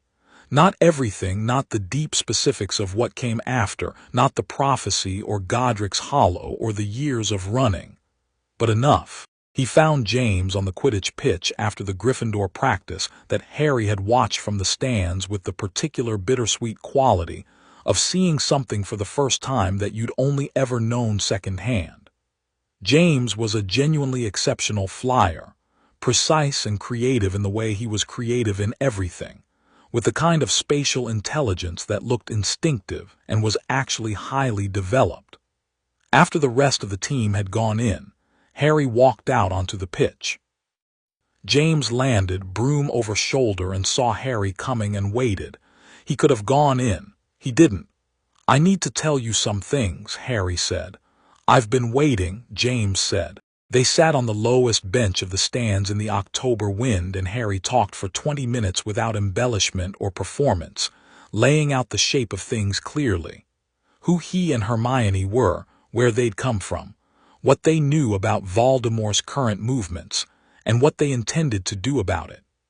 He didn't tell James about the future in personal terms, not the relationship, not what came after, but he told him enough that the context was clear. James listened with complete stillness, which was not his default mode, and which told Harry more about his quality than the listening itself. When Harry finished, James was quiet for a long moment. The wind moved through the empty pitch. The flags on the goalpost snapped and settled. "My son," James said finally, not a question. "Yes," Harry said. James looked at him with everything he had, the full weight of a person trying to reconcile 2 impossible things at once, and Harry made himself hold the look. He let James look for as long as he needed to. He thought about all the things he'd never been able to say to his father, and all the things he was choosing not to say now, and the gap between those 2 things was exactly the shape of wisdom, or something close to it. "Are you all right?" James asked. "I mean," he stopped, clearly aware of the inadequacy of the question. "That's a stupid thing to ask." "It's fine," Harry said. "It's not fine, it's a completely inadequate question for the circumstances." "Then don't worry about the question," Harry said. "Worry about what we do next." James ran a hand through his hair, and it was such a familiar gesture, so completely reflexive, that Harry had to look away for a moment at the empty pitch. "Who knows?" James asked. "You, Hermione, Lily." "Lily already knows." Something moved across James's face that was trying to be neutral and wasn't quite making it. "She worked most of it out herself on Friday," Harry said. "We confirmed it." "Of course she did," James said, with a complicated expression that contained approximately 6 different feelings. He was quiet again for a moment. "Does she—" He stopped. "What?" "Does she hate me?" James said. "In the future. Later. I know she doesn't. Right now she's not exactly." He gestured vaguely, which covered a great deal of ground. Harry looked at his father, 17 years old and honest in the way people are when they've stopped trying to be impressive, and said, "She loves you more than she ever let herself show until she did. And then she showed it completely." James was very still. "You become something real together," Harry said. Not the thing people see now, something real and specific and chosen." He paused. "You become a good man, James. Better than you know you are right now. She sees it before you do." James breathed out. It was an unsteady breath, controlled on the way out. "All right," he said after a moment. "All right." He stood up because he needed to be moving to think, which Harry recognized. "What do we do?" "Friday night, Dumbledore's office. You, me, Hermione, Lily, Sirius, and Remus. We lay everything out and we make a plan." Harry stood too. "I need Sirius rock solid and Remus fully informed. Can you—" "I'll tell Sirius tonight," James said. "Remus will handle it better in writing. Let me bring him in the morning." "Don't tell Sirius everything at once. Lead with the strategic picture. Give him time to—" "I know how to tell Sirius things," James said with gentle firmness. "I've been doing it since we were 11. "Right," Harry said. "Sorry." James looked at him. "You can trust me," he said, not defensively, just stating a fact. "Whatever you're worried about, whatever you know about who I am or who I was, I need you to know you can trust me." And the thing about it was that Harry did know, had always known, would always know, because you could build a faith out of something that cost someone everything. And James Potter's version of loyalty was the kind that cost everything and didn't ask for accounting. And so he said, simply and completely, "I know." Friday evening, the 6 of them crowded into Dumbledore's office, which was large enough to be comfortable for 2 but manageable for 6, and arranged themselves without instruction in a way that said something about personalities. James stood. Sirius stood close to him, and slightly to the left as though occupying a habitual post. Remus took the chair nearest the door. Lily had a parchment and a quick notes quill, and Hermione had already laid a detailed diagram across the headmaster's desk. It was a map of Voldemort's current known operations, constructed from everything Dumbledore had shared, everything Harry and Hermione remembered from their own timeline's retrospective intelligence, and everything Lily had contributed from a source Harry hadn't expected. Her estranged older contacts in the Slytherin community, specifically a former school acquaintance named Severus Snape, who was, Lily said with a controlled expression, no longer someone I can trust completely, but still someone who knows things. Harry had said nothing about Snape. That particular conversation could wait. The diagram showed clusters of Death Eater activity over the past 8 months, not connected in an obvious way, but Hermione had overlaid them with a Muggle analytical technique she'd once used on Order intelligence in their own war, and the pattern that emerged was unambiguous. "They're not raiding randomly," Hermione said, using the tip of her wand as a pointer. "Look at the geographic distribution. They're working around this triangle." She drew an invisible line between 3 clusters, which corresponds to 3 things: a known ministry oversight office, the primary Auror training facility, and she paused. "Hogwarts," Remus said from his chair. "Hogwarts," Hermione confirmed. "Each cluster is a pressure point. They're not attacking these targets. They're removing the network between them. Support personnel, communication infrastructure, safe houses used by order-adjacent people. She looked at the group. Voldemort isn't building to a frontal assault. He's cutting the connections first, isolating Dumbledore from his response capacity. So that when he makes his move, Sirius said, there's nothing to call on. Exactly. Sirius's jaw was tight in the way it got when he was angry and trying to think rather than react. He looked at James. Something passed between them. Regulus, Sirius said, and his voice had changed, flattened slightly in the way voices do when they're disciplining an emotion. He got the dark mark 3 months ago. I know, Harry said. Sirius looked at him sharply. You know. I know he regrets it, Harry said. Not yet, but he will. Sirius, he chose his words with care. Your brother is not the same as the people around him. He's capable of making a different choice. He's already made his choice, Sirius said, and the flatness in his voice was not bitterness but something closer to grief sealed over with scar tissue. People make more than one choice, Harry said. That's the whole point. Sirius said nothing, but he didn't look away. Regulus, Hermione said, with the careful tone of someone handling something breakable, is one of 2 ways we can get intelligence from inside Voldemort's inner circle. He's young enough that he hasn't been trusted with everything yet, but he's been in enough meetings to know the operational structure. She looked at Sirius.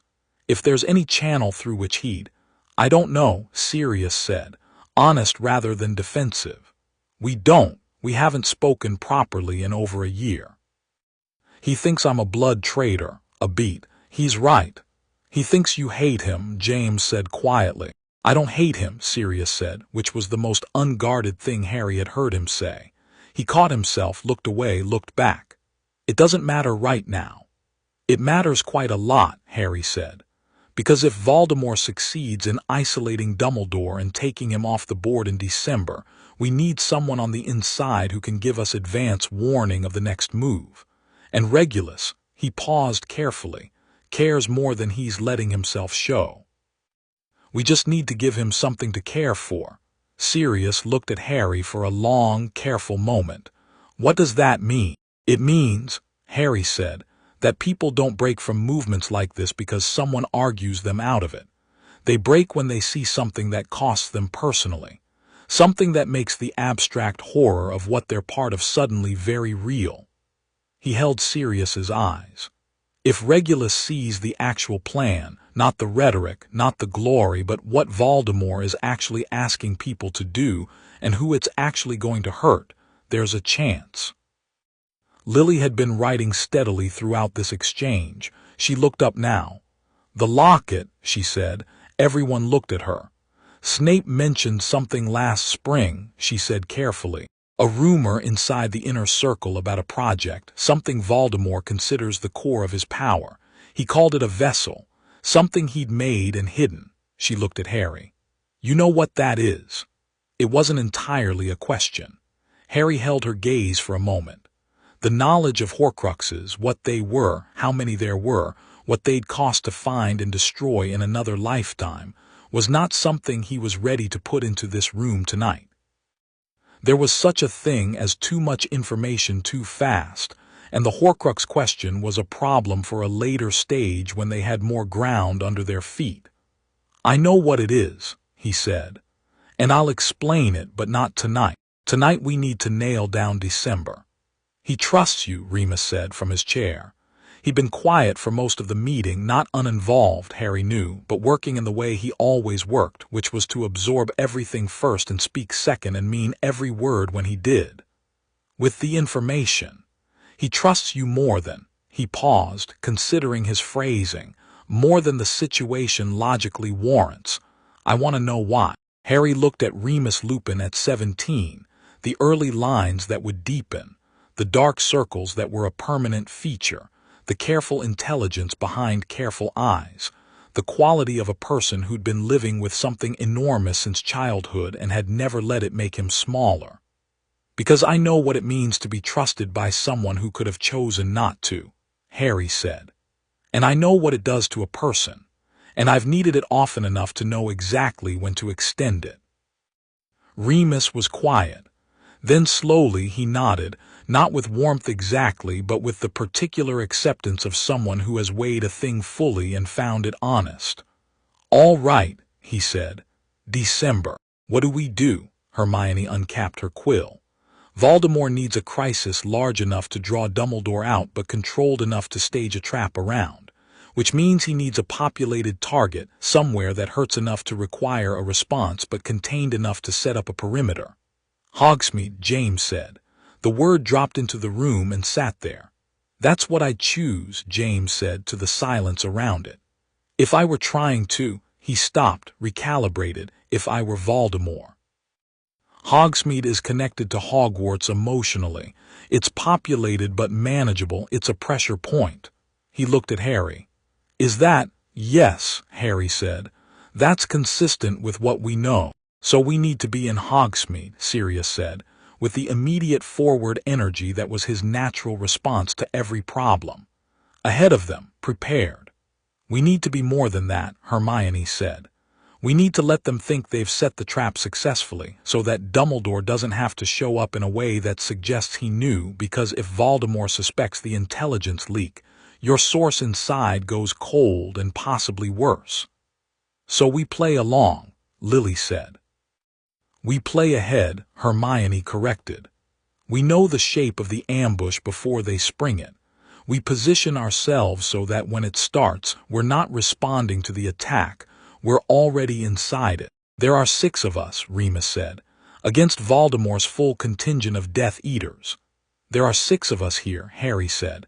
"Dumbledore will be present regardless. We just don't tell him we're going to be there too, because he'll try to stop us, and he won't be able to, but it'll waste time arguing about it." He looked around the room. "We also have something no Death Eater in that field is going to be prepared for." "What?" Frank asked. He'd been included at the last minute. Harry had asked for him specifically, to Lily's quiet approval. "Us," Harry said. "As we actually are, not students playing at this, the real thing." He let that sit for a moment. "They are going to come expecting to fight an old man and potentially a few Order members. They are going to get something considerably different." Sirius made a sound of profound satisfaction. "I love this plan," he said. "You don't know the plan yet," Remus said. "I love the direction the plan is going," Sirius amended. "Which is the part that matters." James was looking at Harry with the expression he'd been wearing increasingly often over the past week. Not quite paternal, not quite peer level, something that was carving out its own new category. "You've done this before," he said. Not exactly this, but something like it. You've stood in a field and known what was coming and chosen to be there anyway." "Yes," Harry said, and we're still here," Harry said, "both of us." Lily looked up from her parchment. She and Harry shared a look across the desk, one of those looks that carried a great deal of specific and private information in the space of a second, and she went back to writing. James watched the look. Something quiet and searching moved across his face, and then he was back to the map, running his finger along the diagram with his brow furrowed. "We need to know the specific approach routes," he said, shifting gears with the efficiency of a person who decided feeling things could wait. "If I finish the dungeon section of the map by next week, you'll need the East Wing too," Hermione said. "There's a corridor connection that links to the Hogsmeade Passage, and it runs through the 7th floor. The passage behind the One-Eyed Witch," Harry said, "and the one through Honeyduke's cellar." James stared at him. "How do you know about those?" "I told you," Harry said. "The map. When it's finished, it's very thorough." James opened his mouth. "End of October," Harry said. James closed his mouth. "Fine," he said. "Fine." He turned back to the map with the contained energy of someone saving about 9 questions for later. "Sirius, you and I finish the dungeon section this weekend. Remus, can you run the East Wing calculation?" "Already thinking about it," Remus said. The meeting ran another 90 minutes. By the end of it, they had the bare skeleton of a plan, not fully fleshed, not yet operational, but the bones were solid. Positions, timing, communication methods, contingencies. Hermione ran the strategy with the precision she brought to everything, but it was James who kept asking the question that made the plans better, the same question in different forms. What does Voldemort do if this doesn't work the way he expects? And it was Remus who identified the two weakest points in the structure and quietly, without fanfare, suggested the solutions. And it was Lily who, near the end, said, "We need a signal, something that tells each of us when the attack has started that doesn't look like preparation." "Coded Patronus," Sirius suggested. "Patronus reveals position," Harry said. "Number modified Protean charm," Hermione said immediately. "On a small object everyone carries. One activation signals all." "Untraceable to outside observation." "How long to set it up?" Lily asked. "An hour," Hermione said. "Tomorrow morning, bring something small, a coin, a button." "I have cufflinks," Sirius said. "Of course you do," James said. "They're good cufflinks." "They'll work," Hermione said. It was close to midnight when they filed out of the office and back through the quiet castle. Sirius and James walked ahead in their usual close configuration, speaking in low voices that Harry didn't try to overhear. Remus walked beside Harry in the comfortable quiet of someone who didn't fill silence for the sake of it, and after a moment said, "The things you're not telling us." "Yes," Harry said. "You're not telling them because the knowing would change behavior in ways that make things worse," Remus said. "Not a question." "Sometimes," Harry said, "and sometimes just because some things are too much to carry before you need to carry them." Remus absorbed this. "That's kind, actually." "Not especially," Harry said. "It's practical." "Those aren't mutually exclusive," Remus said, which was such a specific and Remus thing to say that Harry had to turn away briefly to look at the wall. "Peter came to me yesterday," Remus said after a pause. His voice had shifted, still quiet but with something more precise in it. "He asked me hypothetically what I thought would happen to someone who'd, his words, made the wrong kind of contact, accidentally or out of curiosity, what their options were." Harry stopped walking. Remus stopped too. "What did you tell him?" Harry asked. "That there's no such thing as a contact too early to walk back from," Remus said. "That the order doesn't punish people for being approached, only for committing." He paused. He was relieved. More than relieved, there was something in him that had been braced and then wasn't. Harry thought about Peter in the corridor, the question about invisible work, the rings moving outward in still water. "Something's moving," he said. "In him, something we can use." "He's frightened," Remus said. "He's been frightened since first year of different things in sequence. Right now he's frightened of being nobody." A pause. "Voldemort's people offer significance. I know what that sounds like to someone who's been feeling invisible."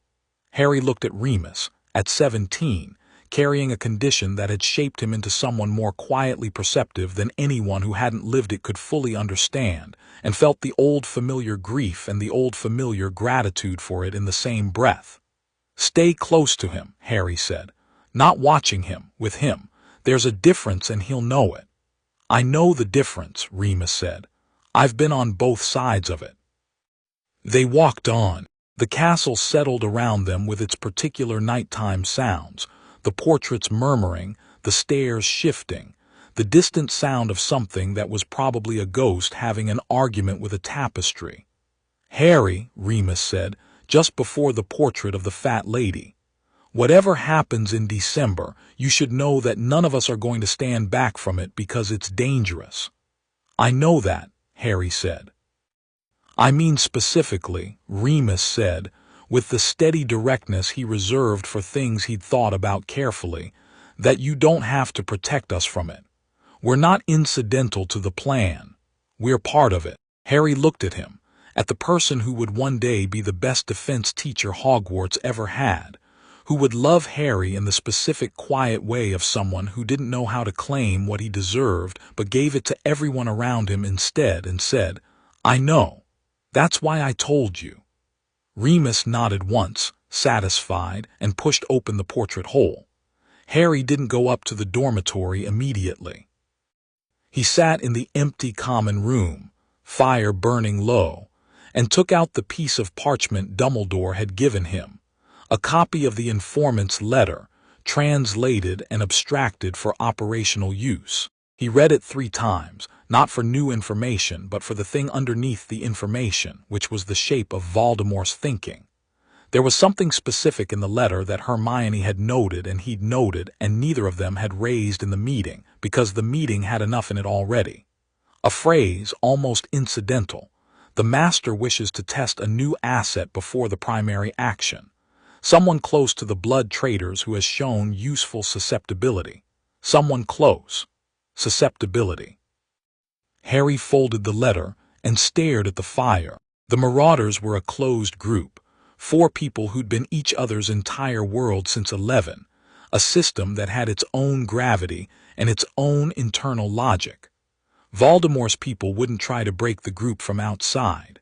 They'd find the fault line inside it and apply pressure to the right place at the right time. Peter wasn't just a potential spy. He was the specific vulnerability that Voldemort had already identified and was already working. Which meant the timeline was shorter than Harry had planned for. He heard footsteps on the stairs and looked up. James was standing at the bottom of the dormitory steps in his pajamas, glasses off, squinting slightly in the way of someone who'd gotten up for water and found a reason to linger. "Couldn't sleep," James said. "Thinking," Harry said. James crossed the room and dropped into the chair across from him, the one Hermione usually occupied, and stretched his feet toward the fire with the ease of someone completely at home in his own space. Without his glasses, his face was softer, younger-looking, more unguarded. "What are you worried about?" James asked. "Several things," Harry said. "Specific things." "Peter," Harry said, which he hadn't planned to say and said anyway because James deserved honest and because the timeline had just moved. James was quiet for a moment. The fire crackled. "Tell me," he said. "Not a demand, just an opening." Harry looked at his father in the firelight, 17 and tired and alive and more than Harry had ever let himself imagine, and made a decision about trust that felt like it had been building since September 4th. "He's being actively worked on," Harry said. "Not just casually approached, actively. Someone knows his specific vulnerabilities and is targeting them with intention." He paused. "The letter Dumbledore got today, there's a line in it about an asset close to your group, someone who has shown useful susceptibility." James went very still. "He hasn't done anything," Harry said immediately. "He's not a traitor yet. He's a scared kid being told the right lies by clever people, and he doesn't yet know how to see them as lies. But he could become." James stopped. His jaw worked. "He could." "In the timeline I know, yes," Harry said. "He did." He held James's eyes. "But that's that timeline, not this one. That's why we're here." James was staring at the fire. His expression had that particular quality of someone absorbing a blow they'd half expected and still finding it landed harder than anticipated. "He's my friend," he said quietly. Padfoot teases him and Mooney looks out for him, and I've just always," he stopped. "I've always just assumed he was all right." "He's not," Harry said. "Not fully, but it's not his fault that he isn't, and it's not too late." A pause. "Don't treat him differently. Don't pull back or watch him closely or give him any reason to think he's losing your trust. That's exactly what pushes him further." "Then what do I do?" "Keep choosing him," Harry said, specifically and out loud. "Let him know he matters to the group not as an afterthought but as a reason." He paused. "The thing they're offering him is significance. We offer him the same thing but real." James was quiet for a long time. The fire burned lower. Then he reached forward and put another log on, not because it needed it but because having something to do with his hands helped, which Harry understood. "He's my friend," James said again, but differently this time, not as a fact under threat, but as a commitment. "I know," Harry said. "And you're my—" James stopped. "Yes," Harry said. James rubbed the back of his neck, looked away. "This is very strange," he said, with an honesty that was almost funny. "Incredibly," Harry agreed. "You came back to save us," James said. "To save me and Lily, and you came back to change things," Harry said. "To give all of you what you should have had." James looked at him. "And what's that?" "Time," Harry said. The word came out quieter than he meant it to. Just more time. The fire settled. Somewhere above them, the castle creaked in the wind, and the portraits muttered in their sleep. And Hogwarts kept its long watch over the people inside it the way it always had, patient and permanent, and full of more magic than any of them could fully account for. James Potter sat in the firelight and looked at his son from the future and didn't say anything for a while, which was the right call. And Harry sat across from him and let the silence be what it was. Chapter 4. The ground beneath Hogsmeade. December arrived the way bad things often did, quietly, and then all at once. The first 3 weeks of the month had the deceptive calm of a held breath. Snow came early to the highlands, settling on the castle turrets and the Hogsmeade rooftops in the thick, heavy way that muffled sound and made everything look peaceful and contained. Students complained about the cold. The great hall smelled of mulled cider and pine. Professor Viridian had, following a conversation with Dumbledore that Harry hadn't been present for but could infer the content of, restructured his 7th-year curriculum entirely, and the new sessions, which incorporated practical combat application, shield anchoring, and advanced nonverbal casting, were the most attended classes Harry had seen in this castle or any other. Nobody mentioned that it felt like preparation. It felt too much like preparation to say out loud. The Marauders map was finished by the 2nd week of November. James had slid it across the table to Harry at breakfast without ceremony, and Harry had unfolded it and looked at the moving ink dots labeling every person in the castle, and felt something that was not quite grief and not quite pride and not quite either, sitting in the space between them. He'd handed it back to James and said, "Finish the Hogsmeade extension," and James had said, "Already started," and that had been the whole conversation. The Hogsmeade extension took 3 more weeks and incorporated something new, Lily's suggestion, worked out with Hermione in a series of late-night sessions in the library that the castle portraits had started gossiping about. Rather than simply showing people, the extended map flagged wand-drawn magical signatures above a certain power threshold, shown as a different color ink. Standard magic was blue, combat level was red. "So when they come," Lily said, spreading the finished product across the table in Dumbledore's office, "we'll see them before we see them." "Elegant," Dumbledore said, and he meant it. Harry looked at Lily, and she met his eyes with the quiet competence of someone who had been waiting for a problem worth solving. Over the past 6 weeks she had become, not what he'd imagined, not the mythologized version built from other people's grief, but herself, specifically. She was funny in a dry, fast way that caught people off guard. She was stubborn about things she decided were important and completely indifferent to her own comfort when she was in the middle of solving something. She had told Harry exactly once, while they were walking back from the library at 11 at night, that she was scared, and then she'd said, "Right, enough of that," and gone directly back to work. He understood that completely. The intelligence from Dumbledore's informant solidified in the first week of December. The attack was December 19th, the last Hogsmeade weekend before the holidays, when students would be thick in the streets and the emotional impact of the target would be maximum.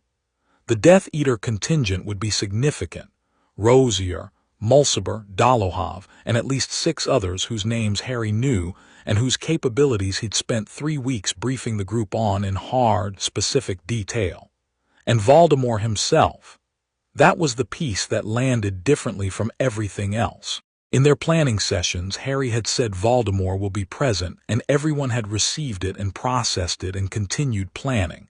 But the private weight of it, the specific knowledge of what Tom Riddle at the height of his power actually felt like to be near, that was something Harry held separately and quietly, like a coal you kept in your closed fist to remind yourself the fight was real. He'd told Hermione. Of course he'd told Hermione. "We can't kill him," she'd said, in the practical tone she used for devastating conclusions.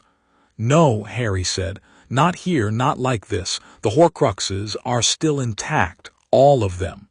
She'd been quiet for a moment. "We can hurt him, drive him back, make this cost him enough that he reassesses his timeline." "By time," Harry said, "yes," a pause, "and protect Dumbledore." "Which is the whole point," Harry said. "Are you afraid?" Hermione asked, not as a challenge, just asking. "Of him?" Harry thought about it honestly. Not really, not anymore." He'd looked at the fire. "I'm afraid of getting it wrong, of winning the day and losing something that matters." He'd glanced at her. "You?" She'd given him the look that said she'd already processed this question thoroughly and come out the other side. "I'm afraid of Peter," she said. "What he does in the next 6 weeks, whether we've done enough." They'd sat with that together, which was what you did with things you couldn't fully resolve. You sat with them and kept moving anyway. December 19th. The morning was white and still. Harry was up at 5, dressed and armed by 1:30, both wands, the knife, 3 potions Hermione had brewed over the previous fortnight, and the modified Protean charm coin warm in his pocket. He stood at the window and watched the sky lighten from black to gray to the specific pale blue of a winter morning, with weather coming in from the north. Hermione knocked once on his door at 6 and came in without waiting, already dressed. Her hair back in the practical way she wore it when she was working. "Everyone's ready," she said. "Peter," her expression did something controlled. "He's going to Hogsmeade with the student group," she said. "Remus is with him. James had a conversation with him last night." "How did it go?" "James said he was fine, present, committed." She paused. "He said Peter asked him directly whether he'd tell him if he'd done something wrong. James said yes, obviously, immediately. And Peter," she stopped. "What?" Peter cried, she said, briefly. Then he pulled himself together and asked to be part of the plan. Harry absorbed this. "Is he in the plan?" "Hermione," she said, which meant, "I've thought about this much more than you think." "Is he in the plan?" Harry repeated. "He's part of the student group staying in Honeydukes. If something goes wrong with the Hogsmeade Passage, he's our closest interior support."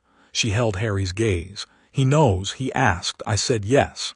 Harry thought about this for 3 seconds. Then, "All right." "All right." "Yes," Harry said. "He needs a chance to be the person we're telling him he can be. You can't give someone significance and then not let them earn it." Hermione looked at him with an expression that was warm in the specific way she was warm when he'd said something she'd already concluded, but was glad he'd arrived at himself. "Remus will be with him," she said. "The whole time."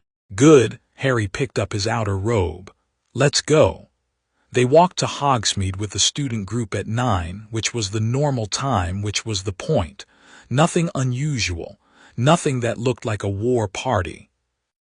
James had transfigured his aura-grade detection mirror into something that looked like a watch. Sirius was wearing what he called his good fighting clothes, which looked identical to his regular clothes, but apparently had better freedom of movement. Remus had a quiet and absolute stillness about him that Harry recognized as someone who had been preparing internally for hours.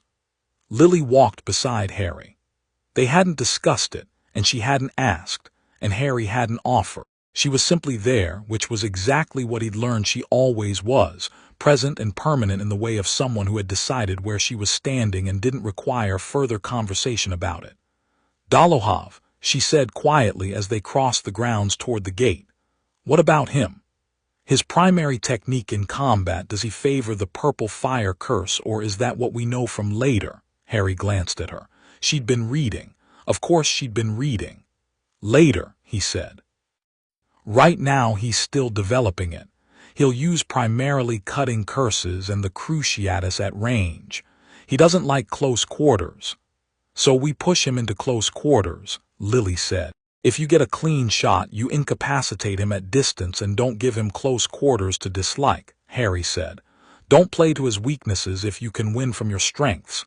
She nodded, filing it. Who do you want me on? Stay with James, Harry said. She looked at him. Not because you need protecting, he said immediately. Because your combined spell work is the strongest pairing in the group, and I want you where you can do the most. Lily held his gaze for a moment, reading it for honesty. All right, she said. Also, Harry said, because he'll fight better if you're close. That is not, she started and then stopped, and her jaw did something that might have been a suppressed smile. That's a separate issue. It really isn't, Harry said. She said nothing, but she moved slightly closer to James as they walked through the gate, and James, without looking, adjusted his pace to match hers, and the ease of it was so natural and so entirely unconscious that Harry had to look at the road. The high street was busy by 9:30, students in clusters, some heading for Honeydukes, some for the Three Broomsticks, some doing the sort of meandering that Hogsmeade visits had always been about. The snow had been cleared from the main street but clung to the rooftops and the side alleys in thick white clumps. The sky overhead was an even gray that said more snow was coming. Harry took one full sweep of the street and catalogued everything. Sightlines, cover, the 3 alleys that fed into the main street from the north, the position of the 3 broomsticks which had 3 exits, the post office which had a clear view of the main approach road, the joke shop which had the highest windows. Positions, he said, and they split without drama. Sirius and Remus went to the 3 broomsticks. Lily and James took the east end of the main street with the cover of the bookshop's broad entrance. Hermione went to the post office. Harry walked to the center of the high street, found a spot between 2 market stalls, and waited. The coin in his pocket was warm. Everyone was in position. The map, James had it, would watch it, would show the red signatures when they came. But Harry had been waiting for Voldemort's approach long enough, and in enough different configurations, to know the feeling before the map showed anything. There was a particular quality to the air before that kind of power moved through a place, the way the atmosphere changed before a storm, not temperature, exactly, something more subtle, a kind of pressure. He felt it at 10:20. It came from the north. He touched the coin in his pocket once, not activating it yet, just holding it, and looked toward the road that came in from the hills beyond Hogsmeade and waited. The first Death Eater came through the northern entrance wearing no mask, which was unusual, which was deliberate, which was Voldemort's statement that this was public and proud. Rosier. Tall, cold-eyed, with the easy cruelty of someone who'd never once doubted his own side. Behind him, Mulciber and Dolohov, and then 3 others Harry identified by stance and build. Avery, Travers, Wilkes. 6 visible, at least as many hidden. And behind them, walking with the measured pace of someone who expected the world to rearrange itself around his movement, Voldemort. Not the snake-faced horror of Harry's own timeline. Here, in 1977, Tom Riddle was still mostly himself on the surface. The destruction was internal, visible only in the eyes, which were cold in the specific way of eyes that had stopped valuing anything irreplaceable.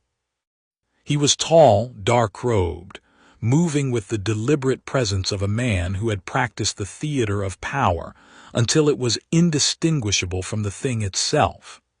Harry pressed the coin. Every coin in every pocket in Hogsmeade went warm at once. The Death Eaters reached the main street. Rosier raised his wand and a bombarda took out the front of the 3 broomsticks, not a subtle opening, not the hesitant beginning of something that could be stopped. An immediate statement. Screaming started. Students scrambled. The civilian population of Hogsmeade, who had not been warned because warning them would have tipped the hand, began the urgent and chaotic process of getting out. Harry stepped out of the gap between the market stalls. He didn't cast a shield. He didn't call out a warning. He walked directly toward the group of Death Eaters with his wand in his right hand and his entire bearing communicating with absolute clarity that he had been here before and found it manageable. Rosier saw him first. The sneer came automatically, because Harry was young and Harry was alone, and Rosier had been doing this for years, and some patterns of thinking are impossible to break quickly enough. Avada! Rosier started.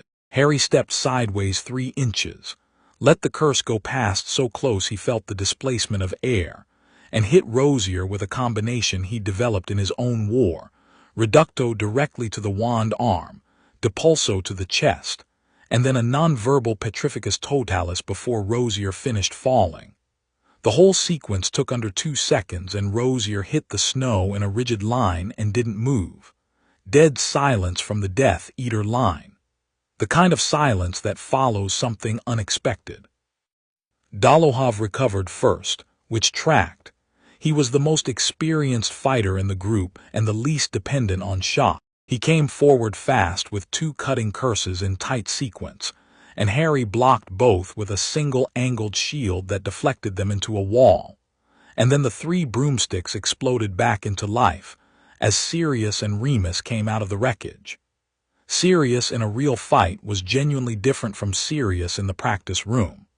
There was no performance in it, just pure, concentrated aggression deployed with the focused precision of someone who'd stopped having anything to prove. He hit Mulciber with a stupefy of such force that Mulciber went backward 6 feet through a market stall and didn't come back up, and then he was already moving toward Avery, covering ground fast, using the wreckage of the 3 broomsticks' frontage as terrain. Remus fought differently, economically, precisely, with defensive magic that was so sophisticated it looked passive, until you realized he'd systematically stripped 2 of the lesser Death Eaters of offensive capacity within 30 seconds, using a combination of shield work and targeted disarming that left them functionally harmless without requiring Harry's kind of force. It was actually remarkable to watch. Harry stored it away to think about later. From the east end of the street, a volley of spellfire announced James and Lily engaging Travers and Wilkes simultaneously. Harry caught the edge of it in his peripheral vision, James's transfiguration reflexes converting a market cart into a physical barrier mid-fight, Lily moving behind it and sending precise, controlled hexes from cover with the calm of someone at target practice. And then he couldn't watch anymore because Dolohov was pressing the attack. Dolohov was better than Rosier, more adaptable, more willing to change approach mid-sequence. He threw a blinding hex mixed into cutting curses, which was clever because most people prioritized the cuts, and Harry wasn't most people, but the blinding hex still glanced across his shield and sparked uncomfortably close to his eyes. He pushed into close quarters, remembering Lily's instinct, which had been correct, and Dolohov found that his long-range preference was a genuine liability at under 10 feet. Harry got inside his guard and ended the exchange with a stupefy that cracked against Dolohov's sternum and folded him. The fight had been running for 4 minutes. Voldemort had not moved. This was the thing Harry had expected and prepared for and still found unnerving, not because of fear, but because Voldemort watching a fight rather than joining it meant he was learning. Every death or defeat of his people was information he was cataloging. Harry could feel the weight of that cold intelligence across the snowy street, assessing, adjusting, waiting for the moment to maximum effect. "He's waiting for Dumbledore," Hermione said, materializing beside Harry with the silent efficiency of someone who dealt with her assigned opposition quickly and wanted to be where things mattered. Her coat had a scorch mark on the left sleeve, and she was completely unruffled. "He doesn't know Dumbledore isn't coming." "He's about to find out," Harry said. He turned and looked directly at Voldemort across the street. The Death Eaters who remained standing had pulled back, reassessing. The snow around them was marked with the black scorch patterns of combat and the deep furrows of blasting curses, and in the middle of all of it, Harry stood with his wand at his side and looked at the man who had defined the shape of his life from before he could walk, and felt what he always felt in this specific circumstance: clarity. Not rage, not fear, just the clean, hard simplicity of a person who knows exactly what they're doing and why. Tom Riddle, Harry said. The name in public in 1977, used by a young man who did not recoil and did not posture but simply said it. It landed in the street with a particular weight. Several of the remaining Death Eaters flinched.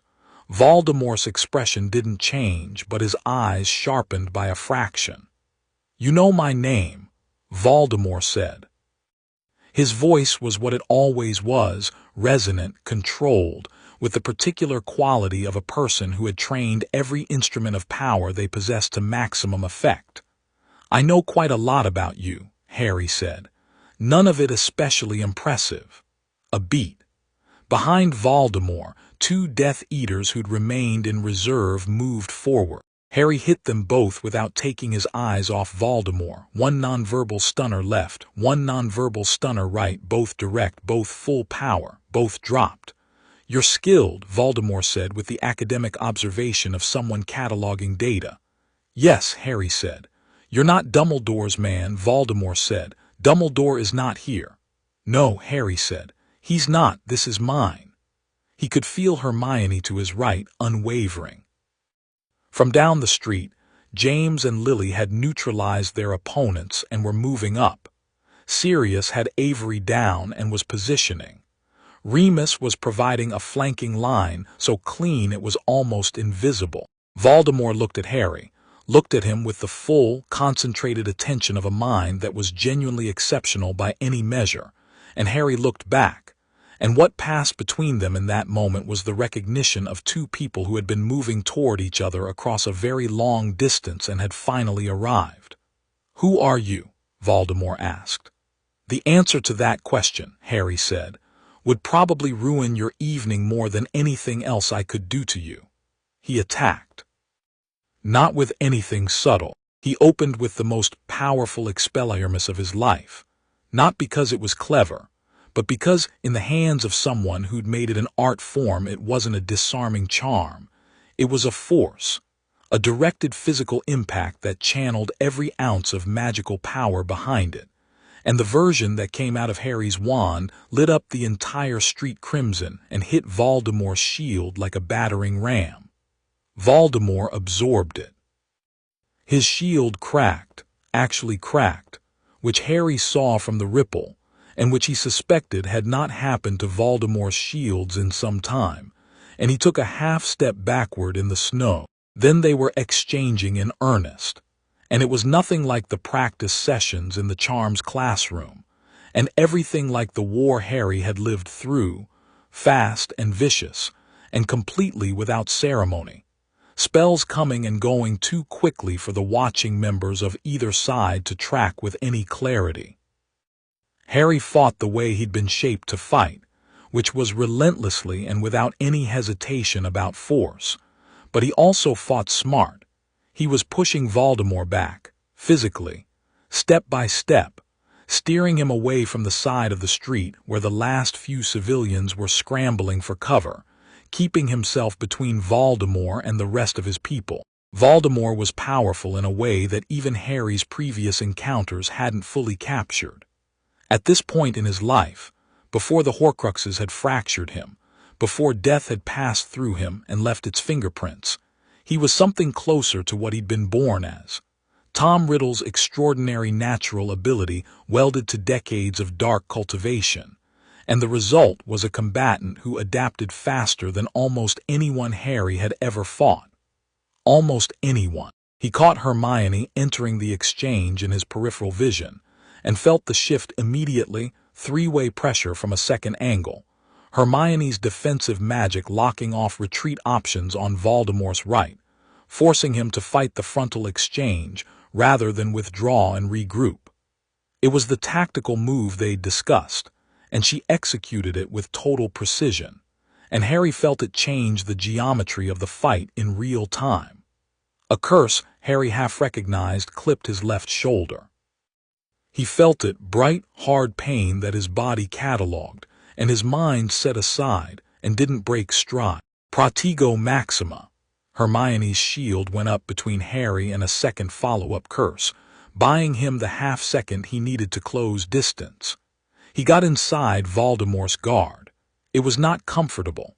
At close range, Voldemort's magic had a physical weight that was genuinely like being near something that wanted you dead, a cold that wasn't temperature but something more fundamental.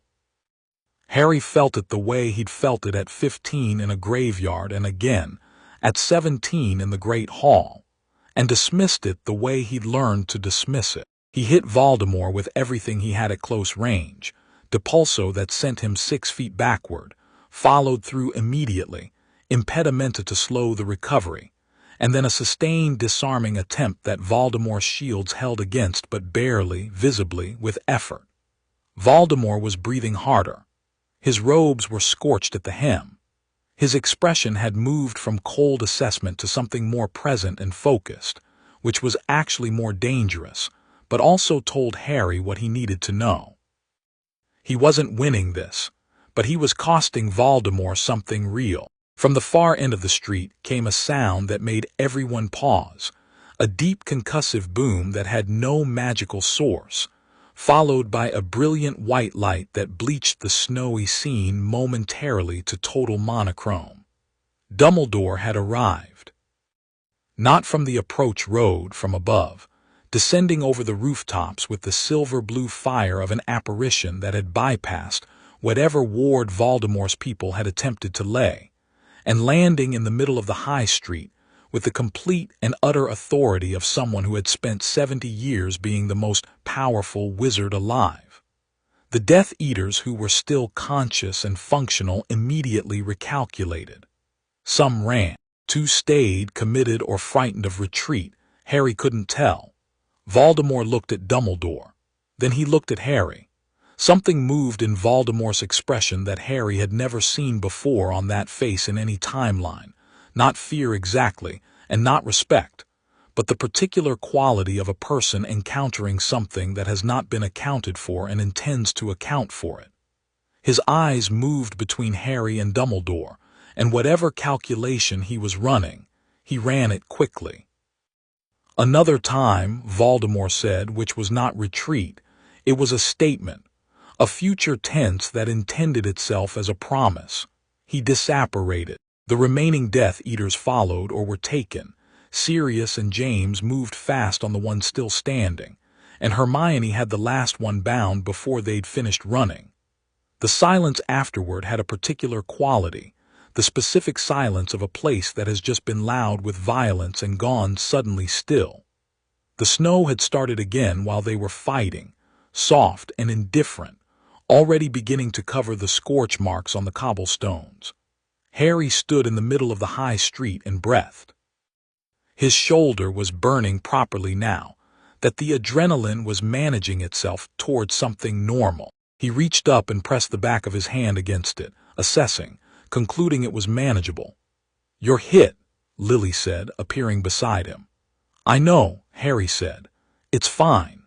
Let me." She had her wand out, the particular focused expression of someone who had spent the last 2 months also reading everything she could find about combat healing, and before Harry could object she'd cast 3 careful diagnostic spells and a healing charm that took the worst of the burning down immediately. "Scorch damage to the muscle, nothing structural, you'll feel it for a week." "Thank you," Harry said. She looked at him, at his face specifically, the way she'd looked at him on the astronomy tower, and there was something in her expression that was fiercer than he'd expected, more than relief, closer to the expression of a person who has been keeping something contained and is managing it through pure discipline. "Don't get hit," she said. "I'll add it to the list," Harry said. Her jaw worked. "I'm serious." "I know," he said. "I know you are." He held her gaze. "I'm all right." James arrived at Harry's other side, slightly out of breath, his hair doing its spectacular worst in the winter air, and looked at his shoulder. "How bad?" "Lily fixed it." "Good." He looked at Harry's face. "You went after him alone, directly, He paused. "You walked up to Voldemort and started talking." "I do that," Harry said. "You have to stop doing that," Lily said. I genuinely don't, Harry said. He's right, Hermione said, arriving from somewhere to Harry's left with the expression of someone completing a thought she'd been having for some time. He has to, it's what works. She met Harry's eyes, need better second-angle support next time. There won't be a next time, Harry said, not like this. Won't there? James said, not skeptically, just asking. Harry looked at the scorch marks in the snow. At the bound Death Eater Sirius was efficiently adding to a pile for ministry collection. At the ruins of the Three Broomsticks front wall. At Remus standing at the edge of the scene with his arms folded, watching everything with the quiet intensity of someone cataloging and sorting. At Sirius, who was humming to himself in a way that suggested he was processing the last 20 minutes through pure physical momentum. Not before we've prepared properly, Harry said. Voldemort just found out that Dumbledore isn't alone, that there are people here who can fight him in the field. He's going to regroup and reassess and come back with something different. He paused, which gives us time. How much? Lily asked. Enough, Harry said, which was the same answer he'd given her on the astronomy tower, and he meant it the same way, not as reassurance but as a commitment. Dumbledore crossed the street toward them. He looked at Harry first, at the shoulder, then the face, and his expression was the particular thing it had been since September, that quality of someone finding the world more interesting than they've planned for. You were here, he said. Yes, Harry said. I told you not to. Dumbledore stopped. Harry had not been told anything of the sort because Harry hadn't given him the opportunity. I suspected you would be here, Dumbledore corrected. Did it help? Harry asked. A pause. Considerably, Dumbledore said. Then we'll call it even, Harry said. Dumbledore looked at him for a moment with those eyes. Then he turned to assess the street, the bound Death Eaters, the state of the Three Broomsticks, and began to direct the containment with the quiet efficiency of someone who had done exactly this before, and intended to do it as cleanly as possible. Sirius. James was beside his best friend, their shoulders touching in the easy physical proximity they defaulted to when something significant had just happened. Sirius looked at him. Some exchange happened that required no words.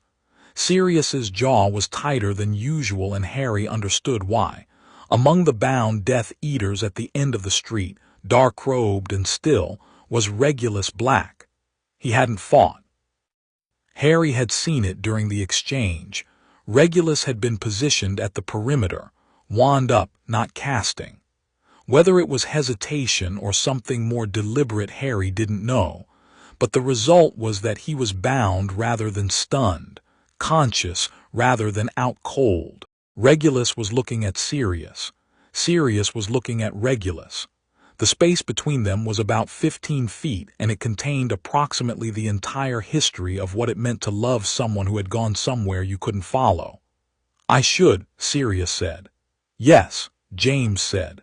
Sirius crossed the distance.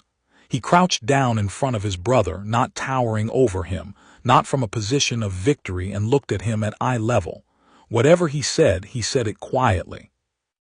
Regulus's expression, which had been the closed, hard expression of someone braced for judgment, shifted by degrees into something younger and more afraid and more real.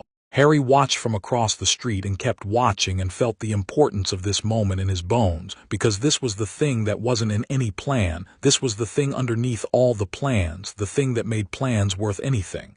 Hermione appeared at his elbow. She'd watched it too.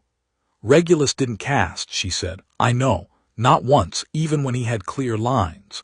I know, Harry said. That's the crack, she said. That's what you said we needed. Yes, Harry said. Now Sirius has to be the reason it gets wider. From the end of the street, Peter appeared, coming from the direction of Honeydukes, which was where Harry had placed him, his face pale and his eyes wide and his wand in his hand, showing that he'd been holding it the entire time ready.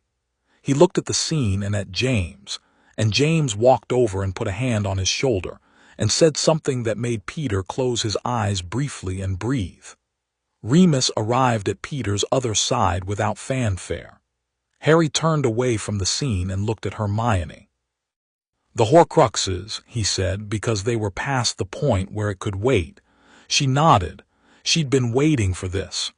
"I've been compiling everything we know from memory," she said.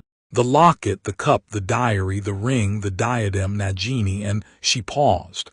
"And the one that was never made on purpose," Harry said. She met his eyes. "Yes. We need to talk to Dumbledore tonight," Harry said. "All of it, the whole picture." "He's going to need time to process it," she said. "I know, give it to him." Harry looked at the falling snow, the scorch marks disappearing under fresh white, the street returning to something that looked normal from a distance even if you knew what it had been an hour ago. "We have time," he said. "For the first time, we actually have time." "Don't get comfortable," Hermione said with dry precision. "Never," he said. "Have you ever seen me get comfortable?" "Once, 3 weeks ago in the common room armchair. I was thinking. You were asleep." "I was thinking very deeply," Harry said, with my eyes closed. She almost smiled. The snow kept falling. The ministry would arrive within the hour, and the containment would begin. And there would be questions and reports, and the long administrative tale of a battle. And Harry would answer everything twice and then go back to the castle and sit in Dumbledore's office and explain Horcruxes to the most powerful wizard of the age and watch him understand the full shape of what Voldemort had become. But right now, for a moment, he stood in the quiet snow of Hogsmeade with the people he'd come back to save, and let the moment be what it was. James caught his eye from across the street and tilted his head, a questioning look. "And are you all right without any of the words?" Harry gave him the nod that meant yes, and James gave him the nod back that meant good, because we're not done, and turned back to Peter, keeping his hand on his shoulder, keeping him anchored. Lily was talking to Alice Longbottom, who had come out of one of the side shops and was directing people back toward the main street with the calm competence that Harry now knew was just how she was, steady in the aftermath because she'd already processed it during. Lily glanced over and their eyes met for a moment, and she said nothing and he said nothing, and it was exactly the conversation it needed to be. Sirius straightened up from where he'd been crouching with Regulus. He said something final to his brother, one sentence. Harry couldn't hear it, and then stood and walked back across the street toward James, and his posture was different. Not lighter exactly, but resolved, like a person who has moved something very heavy and confirmed it can be moved. "Well," Sirius said, arriving at Harry's side and surveying the scene with the expression of a man cataloging a complicated morning. "That was bracing." "Yes," Harry said. "You talked to him," Sirius said. "To Voldemort out loud in the street." "Yes." "And called him Tom." "Yes." "And then hit him hard enough to make him step back," Sirius said, with an expression that was trying to contain something large and not quite managing it. "Do you know what I've never seen anyone do in the entire history of this war?" "Make him step back," Harry said. "Make him step back," Sirius confirmed. His voice had dropped slightly, moved into a register that was honest rather than performative. "That's going to change things." "That's the idea," Harry said. "People are going to ask questions about who you are. The ministry, the order people Dumbledore has, they're going to want to know who the young man in the middle of the high street was, fighting Voldemort like he was late for something." "Let them ask," Harry said. Sirius looked at him sideways. "And what do we tell them?" Harry thought about it for a moment. He looked at the street, at the people beginning to emerge from their shelter, at the way the snow made everything clean again with complete indifference to what had happened beneath it. "Tell them," Harry said, "that he's someone who's been here before." The Hogsmeade report hit the Daily Prophet the following morning under the headline, "Attack on Hogsmeade repelled. Unknown fighters identified at scene." The subheading was, "Death Eater contingent including known Lieutenant Dolohov captured in unprecedented street battle." Dumbledore read it over his porridge and said nothing. Harry read it over his toast and said less. Under the table, the coin in his pocket was cool and still, the charm having served its purpose. Around the Gryffindor table the morning buzzed with the news. Most students had been in Hogsmeade, most had seen some portion of the fight, and the stories being told were already diverging entertainingly from the actual events. Someone said Dumbledore fought Voldemort directly. Peter said, listening to a second year's account at the far end of the table. His face was pale but present. Functional. Was that? Not exactly, Remus said. Eat your breakfast, Peter. Peter ate his breakfast. Down the table, James's knee was touching Lily's under the table, not from any grand decision, Harry suspected, but from the morning after loosening of people who have been through something together and have not yet put all their guards back up.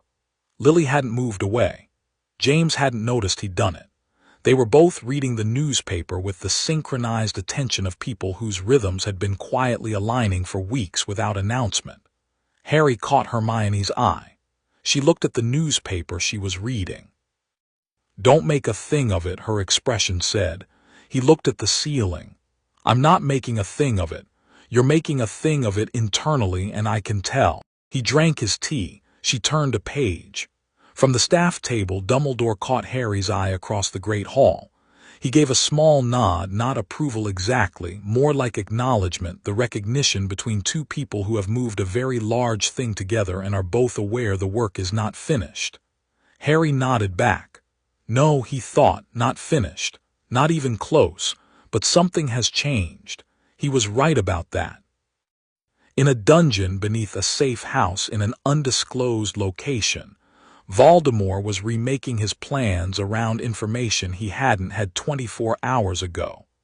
In a ministry holding room, Dolohov was refusing to answer questions. On the second floor of the east wing of Hogwarts, in a room most students didn't know about, Regulus Black had been placed under temporary order protection at Dumbledore's arrangement and Sirius's agreement, and was sitting on a narrow bed in the particular stillness of a person who has made a decision they haven't named yet, but already can't undo.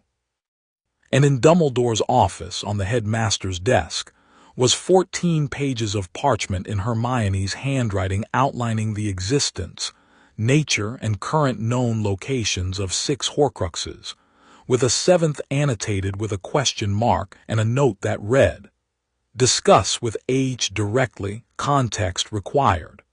The game had changed. Everyone involved knew it. The snow kept falling on Hogsmeade and the castle and the grounds, covering the scorch marks with patient white indifference, and underneath it the earth remembered what had passed through it, the way earth always did, quietly, permanently, without forgetting. Chapter 5. Echo's January came in hard. The new year settled over Hogwarts with bitter cold and a quality of changed air that everyone felt and nobody named directly. The Daily Prophet ran the Hogsmeade story for 3 days before ministry pressure smoothed it to something vaguer and less alarming. Incident contained, situation monitored, public urge to remain calm. But the people who'd been there knew what they'd seen, and knowledge like that moved through a community the way water moved through stone. Slowly, inevitably, changing the shape of things. Dumbledore had spent the fortnight between Christmas and the New Year in the particular focused stillness of a man reorganizing everything he thought he knew. Hermione's 14 pages of parchment had done that. Harry had watched it happen across 2 evenings in the headmaster's office, the Horcrux conversation running long and quiet and thorough, Dumbledore asking questions that cut to the exact right places, his expression moving through shock and grief and the specific fury of a person confronting evidence that something has been worse than their worst assessment for a very long time. He'd said at the end of the second evening, "You carried this alone." "Not alone," Harry said. "Never entirely alone." Dumbledore had looked at Hermione, who was reorganizing her notes with the systematic calm of someone who processed difficult things through order. "No," he said, "not entirely." He'd been quiet for a moment. How many did you destroy in the end?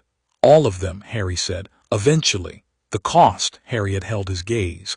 More than it should have been, less than it could have been. Dumbledore had nodded slowly. And this time we know where they are, Harry said. Most of them, we know what we're looking for and we know what it costs to look. He leaned forward. The diary, Lucius Malfoy has it. The ring is in a house in Little Hangleton. The locket is currently in Voldemort's possession, which is the most secure, so we do that one last. The cup is with Bellatrix Lestrange's family. He paused. The diadem is in this castle, in the room of requirement. Dumbledore had closed his eyes briefly. The expression on his face was something Harry didn't have a clean name for, grief processed through responsibility maybe. The expression of someone seeing the true shape of a problem they've been circling for years. And the seventh, Dumbledore said. The seventh is the one that doesn't need to be destroyed, Harry said. Just separated. He'd explained it carefully, all of it, including the part about himself, the part that was the hardest to say and the most necessary. Hermione had been there for that, and she'd said nothing during it, but her hand had found his forearm under the table and stayed there. Dumbledore had listened to the entire thing without interrupting. When Harry finished, the office was very quiet. You died, Dumbledore said, yes, and came back, yes, and then you went into the forest knowing what would happen. Yes. Dumbledore was quiet for a long time. Fawkes made a soft sound. The instruments on the shelves turned and clicked in their silver cases. Outside, snow moved against the windows. I owe you an apology, Dumbledore said finally. In the other timeline, Harry said. Not this one. Still, Dumbledore said, and his voice had something in it that Harry had rarely heard from him, the particular weight of genuine remorse undecorated. Still, Harry had let that stand. Some things didn't need to be argued with. That had been December 28th. Now it was January 14th, and they had 6 Horcruxes to destroy. The first one was the diary. Hermione had spent 3 weeks building a logical trail for why a Hogwarts student might need to access the restricted sections collection on magical artifacts and dark object theory. And the trail was so impressively constructed that Madame Pince had issued her a restricted access pass without suspicion. And Hermione had spent 5 days reading everything in it, and coming out the other side with the method she wanted. Basilisk venom, she said, spreading her notes across the table in their shared sitting room, or fiendfire. Those are the 2 options that work on objects this dark. Fiendfire is hard to control, Harry said. I can control it, Hermione said, in the tone she used when a statement was factual rather than boastful. I know you can, Harry said. But for the diary specifically, we have another option. She looked at him. Dumbledore has contacts, Harry said, or he will have. One of them is a retired magizoologist who keeps certain collections. I asked him last week. You asked him to source basilisk venom for an underage student. I asked him to source basilisk venom, Harry said. I didn't specify for whom. Hermione looked at him for a moment. That's very thinly parsed. Dumbledore approved it, Harry said. Of course he did, she said, and went back to her notes. The diary's destruction happened on a Sunday morning in late January in an unused classroom with Dumbledore present and a containment circle Hermione had drawn from memory. Harry drove the venom-coated spike, transfigured from a brass letter opener, through the cover of Tom Riddle's teenage journal, and the ink screamed its way out of the pages in the way Harry remembered from another life. And when it was done, the diary was just a diary, scorched and small and finished. 1. Dumbledore looked at the remains with an expression that mixed revulsion and satisfaction in roughly equal proportion. Remarkable, he said, that it could be contained in something so ordinary. Evil usually is, Harry said. Ordinary on the outside, that's the whole trick. The ring came from Little Hangleton in February, and this time Harry went with Dumbledore personally. He wasn't going to let Dumbledore touch it alone. He'd spent the better part of 3 weeks establishing this point in the face of Dumbledore's gentle but persistent suggestion that Harry stay at the castle, and he'd simply refused with such complete and unargumentative calm that eventually Dumbledore had stopped suggesting. "You know why I can't let you do this alone," Harry said on the night before they went. "The curse on the ring," Dumbledore said. "Which kills you in my timeline," Harry said. "Slowly and badly and over about a year. I'm not letting that happen." Dumbledore had looked at him with the expression that Harry had come to understand was his version of being moved, contained, complicated, too large for a simple name. "Harry," he said. "Don't thank me," Harry said. "Just don't touch it without me there." Dumbledore had agreed, which Harry took as the enormous progress it was.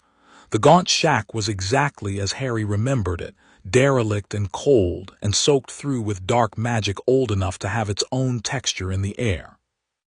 Dumbledore destroyed the inferious guardians on the path with clean efficiency that made Harry revise upward his already high estimate of the man's raw power. Inside, the ring was where Harry knew it would be, under the floorboards, behind a concealment so thick with layered protective curses that Hermione would have needed an hour to unpick them all.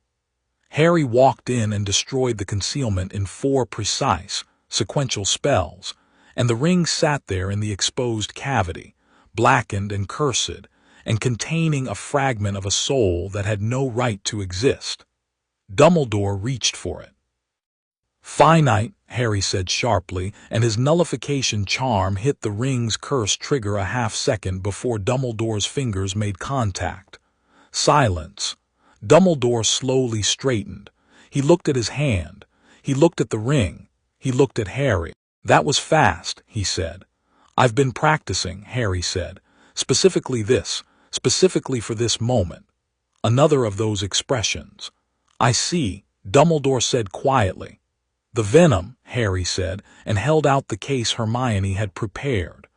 Dumbledore destroyed the ring properly, with the venom and with a fiendful containment that he managed with the ease of someone for whom control of catastrophic magical forces had become routine. The stone, the resurrection stone, and Harry had explained it fully to Dumbledore and watched him absorb the knowledge of the Deathly Hallows with the particular expression of a man confronting something he'd spent his whole life trying not to want too badly, cracked through the center and went dark. 2. On the walk back across the Riddle property to the apparition point, Dumbledore said, "You could have used the stone." "I know," Harry said, "to see them, your parents." Harry walked in the cold air and let the weight of that sit. "I can see my parents whenever I want now," he said. "In the actual present tense, that's better." Dumbledore was quiet for a moment. "Yes," he said, "I suppose it is. March. The cup, the diadem, the locket, these took the rest of the winter and the early spring, each one a different problem requiring a different solution, each one costing something in the process. The cup required navigating Gringotts with Dumbledore's authority, and a cover story Hermione constructed over 2 weeks that was technically true in every individual component but collectively misleading, which she'd argued extensively was not lying so much as precision. The diadem was in the room of requirement, exactly where it had always been, buried in the accumulated refuse of centuries of student concealment. Harry found it in 20 minutes, which impressed James considerably when Harry described it later. And James had said, "How?" And Harry had said, "I know where people hide things," and James had looked at him with the particular expression he wore when he was deciding not to push a point. The locket was the hardest. Voldemort kept it on his person. Not in a cave, not yet. Harry's presence in the timeline had changed his movements, made him more cautious, and the locket hadn't yet been moved to the cave of the Inferi because the cave hadn't yet been prepared. It was with Voldemort, which meant getting it required getting close to Voldemort. Regulus got it. Harry hadn't planned for this. He'd had a plan, a more complex, more dangerous plan involving Dumbledore and a stage distraction and a switching spell of extraordinary difficulty. But in early March, Regulus appeared in Dumbledore's office via a portkey that Sirius had given him with shaking hands and a face that had aged 10 years in the 4 months since Hogsmeade. He put the locket on the desk. "He made me drink from a basin," Regulus said, "months ago, to test a theory about the protection. And I realized what was in the basin was meant to incapacitate whoever tried to retrieve what it was guarding." His voice was controlled, but only just. "So I went back. I drank it again. Creature helped me." He looked at the locket. "I took it and I left a note and I got out." Sirius, who had been standing by the window, crossed the room and put his hand on his brother's shoulder. Regulus didn't move away. "How did you know what it was?" Harry asked. Regulus looked at him directly. "I read your notes," he said. "The ones Sirius copied for me." Harry looked at Sirius. "He asked," Sirius said without apology. He needed to understand what he was getting out of. Harry thought about this for a moment. Then he said, "That was brave, Regulus." "It was necessary," Regulus said. Which was, Harry thought, a very particular kind of brave, the kind that didn't need a different name. Hermione destroyed the locket that night. She didn't make anything of it, but afterward she sat very quietly for a while with the particular expression of someone managing the emotional weight of something enormous, and Harry sat with her in the quiet without requiring the silence to be filled. 5. Nagini was last, and different and distant, still a snake in some field in Eastern Europe, not yet bound to Voldemort's side. Dumbledore's people found her in early April, and the destruction was not complicated once she was located, which made it the simplest and in some ways the most horrible. Harry wasn't there for that one. He sat in the common room while it happened, and James sat across from him and didn't ask questions, just played an absent game of chess against himself that he was clearly losing on both sides simultaneously. "It's done," James said, when Harry looked up after a while. "Probably," Harry said. And then there's one more thing to do," Harry said. "But that one is mine to figure out." James looked at him steadily. "The 7th," he said. He'd been read into the Horcrux theory in February, when keeping it from him had become more complicated than including him. James had taken the full picture with the particular white-faced determination of someone who refuses to be destroyed by information. "Yes," Harry said. "And you know what to do about it." "I think so," Harry said. "I'm working on it." James moved a bishop on his chess board. The piece looked confused about where it was going. "You know you can tell me things," he said. "Specific things. I'm not made of glass." "I know," Harry said. "Then tell me what you're working on." Harry looked at his father, 23 weeks into knowing him, having moved from the raw, impossible weight of that first week into something that had settled into its own shape. Something that was specific and real and belonged entirely to this timeline. James Potter at 17 was stubborn and loyal and more honest than was always comfortable and fully, irreversibly Harry's father in every way that mattered. "In my timeline," Harry said carefully, "there's a piece of Voldemort's soul in me. It went in the night he attacked us. It kept me connected to him for my whole life, and at the end I had to let it be destroyed." James had gone completely still. "I had to die," Harry said, "or near enough, to separate the piece from me and destroy it. And in this timeline," James's voice was even. The effort that was costing was visible only in his hands, which had stopped moving on the chess board. "In this timeline," Harry said, "it hasn't happened yet. We haven't been attacked, which means," he paused, "which means it's possible I'm carrying it already from the moment in my original life. Or it's possible the piece came with me through the time displacement and exists independently. Or it's possible it was destroyed in the transition." He met James's eyes. "Hermione's been trying to determine which for 6 weeks." James said nothing for a long moment. "What does she think?" "She thinks it came with me," Harry said. "Attached to me, which is the original configuration. And if she's right, then you have to die again," James said, flat, not a question. "Or find another way to separate it," Harry said, "which is what I'm working on. There has to be another way." "There might be," Harry said. Hermione thinks there might be. It's never been tried because nobody's known what they were looking for before.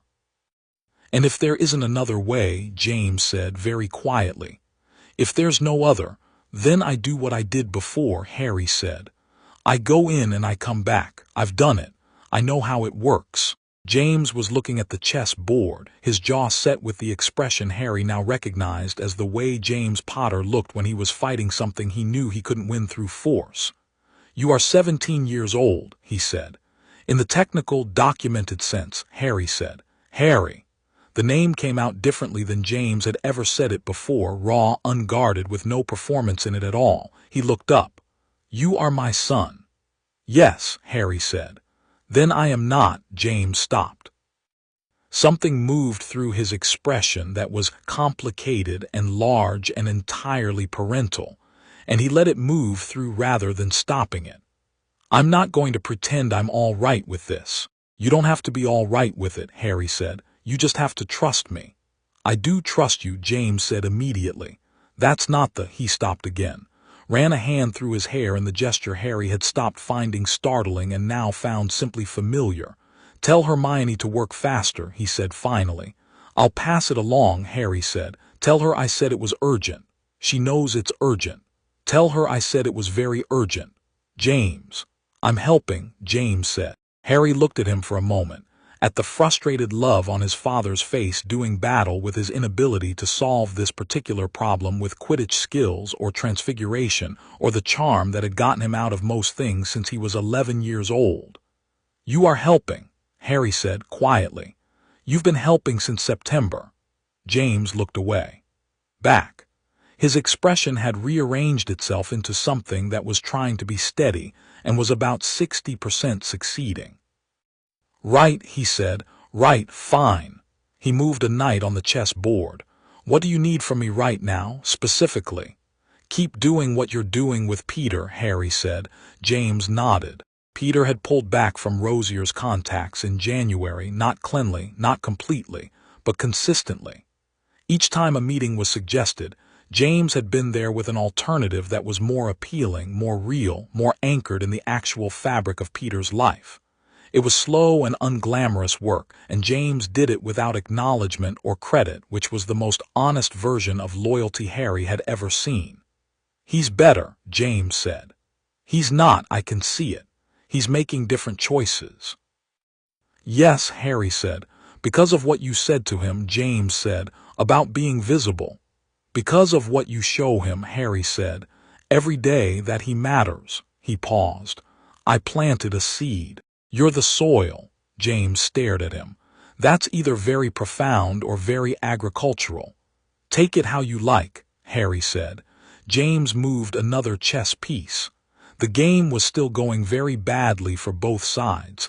Hermione found the other way in April. She came into the common room at midnight on a Wednesday, which had become her standard operating hour when she'd solved something significant. And she was carrying a piece of parchment covered in equations that were approximately half arithmancy and half something she'd invented herself over the past 6 weeks. She sat down across from Harry and Lily, who had been there since 10 discussing order strategy and had both stopped pretending the conversation was the reason neither of them had gone to bed. It's a soul severance, Hermione said, spreading the parchment. Not a spell, it doesn't exist as a spell. It's a ritual. 7 components, all of which are available, none of which are dark in themselves. The combination creates a sustained magical field that identifies foreign soul material and separates it non-destructively. Harry looked at the parchment. Non-destructively meaning you stay conscious throughout, she said. Meaning nothing needs to die. Meaning the piece of soul gets separated cleanly and then we destroy the piece and you, she met his eyes, you're whole, entirely, without the connection. The common room was quiet. The fire had burned low. Lily was looking at the parchment with the focused expression of someone reading very fast. The connection to Voldemort, Harry said. Gone, Hermione said. Completely. He sat with this. The connection. The link he'd carried his entire life. that had given him parcel tongue and flashes of Voldemort's emotions, and the particular quality of never being entirely alone in his own mind, had been part of him for so long that its absence was hard to imagine. "Has this been done?" he asked. "Not in recorded history," she said, "which means I'm theorizing from component principles, but the theory is sound. I've had Dumbledore check the arithmancy twice." "Dumbledore knows. He helped," she said, which explained the particular quality of exhausted satisfaction she was carrying. "He did the parts I couldn't verify from memory." Lily had finished reading. She looked at Harry. "It's safe," she said, with the certainty of someone who had also clearly been thinking about this. "The theory is clean. There are no cascade risks in the component interaction." "You've been in on this," Harry said. "Since February," Lily said. She met his eyes without apology. "Hermione needed a second mind. I have one." He looked between the two of them at his mother and his best friend, who had apparently been collaborating for 3 months on the specific problem of keeping him whole, and felt something in his chest that was enormous and quiet and didn't require a name. "When?" he said. "Saturday," Hermione said. "Dumbledore's office, full preparation." "Does James know?" Harry said. "Not yet," Lily said. Her expression was something careful. "I thought you should tell him." Harry nodded. "All right." "And Harry," Lily said. She held his gaze with the directness she'd had since the first morning at breakfast, clear-eyed and completely present. "When this is done, when all of it is done," she paused, "you should know that what you came back to do, you've done it. The path is changed. We're changed. This world is different from the one you came from." "I know," Harry said. "And there may be a way back," she said. "The Ministry has been working on the device that sent you here. Hermione's been advising them, remotely, through Dumbledore." Harry looked at Hermione. "There's a theoretical return point," Hermione said. "Not guaranteed, but possible." She held his gaze with everything she had, which was considerable. "Ginny," she said simply. The word arrived in Harry's chest like a key turning. "Ron," Harry said back, because that was the same sentence. "Yes," she said. They looked at each other across the fire and 23 years of a different timeline. "The soul severance first," Harry said. "Obviously," Hermione said. "And then we see what's possible." "Yes." Saturday was clear and cold. The kind of April morning that couldn't decide whether spring had arrived or winter was extending its claim. Dumbledore's office held Harry, Hermione, Lily, James, Sirius, and Remus, the full group, because Harry had decided that if this was going to be done, then it was going to be done with everyone present who had earned the right to be present. He'd told James the night before. The conversation had been brief and honest, and James had asked exactly 3 questions, and then said, "Right, Saturday. I'll be there," with the compressed determination of someone who was going to be entirely present for this regardless of how he felt about it. The ritual circle Hermione had constructed across the office floor was drawn in silver ink, and took 3 hours to complete to her satisfaction. She'd refused help with the drawing. The precision of it was hers, she said, and she was right because the precision was extraordinary. Dumbledore provided the anchoring enchantments at the 4 cardinal points, and when it was done, the circle had a gentle luminescence that wasn't threatening but was unmistakably significant. "How long?" Harry asked, standing at the circle's edge. 40 minutes, Hermione said. "Maybe less. It runs until the separation completes and then releases automatically." "Pain." "Pressure," she said. "Like something being slowly and carefully removed from a space it's occupied for a long time." She held his gaze. "I won't lie to you about it. You never have," he said. "Sit in the center," she said. "Cross-legged, wand down. The circle does the work." Harry looked at everyone in the room, at Dumbledore by the window, watchful and still, at Remus by the door. Calm in the way he was always calm. The deep-settled calm of someone who'd learned that most things could be survived, at Sirius, who for once had nothing performative in his expression, just open concern directed with characteristic intensity at Harry like.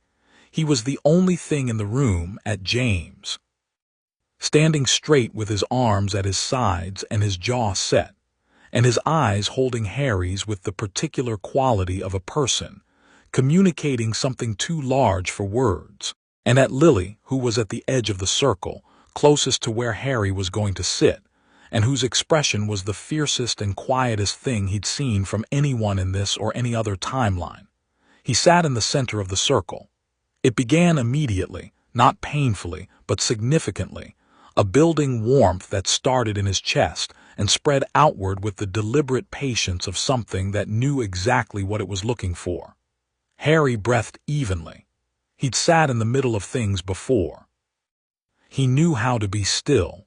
The pressure started around the 20-minute mark. It wasn't what he'd expected. He'd expected something alien, something identifiable as other, the specific sensation of something that wasn't him being located and removed.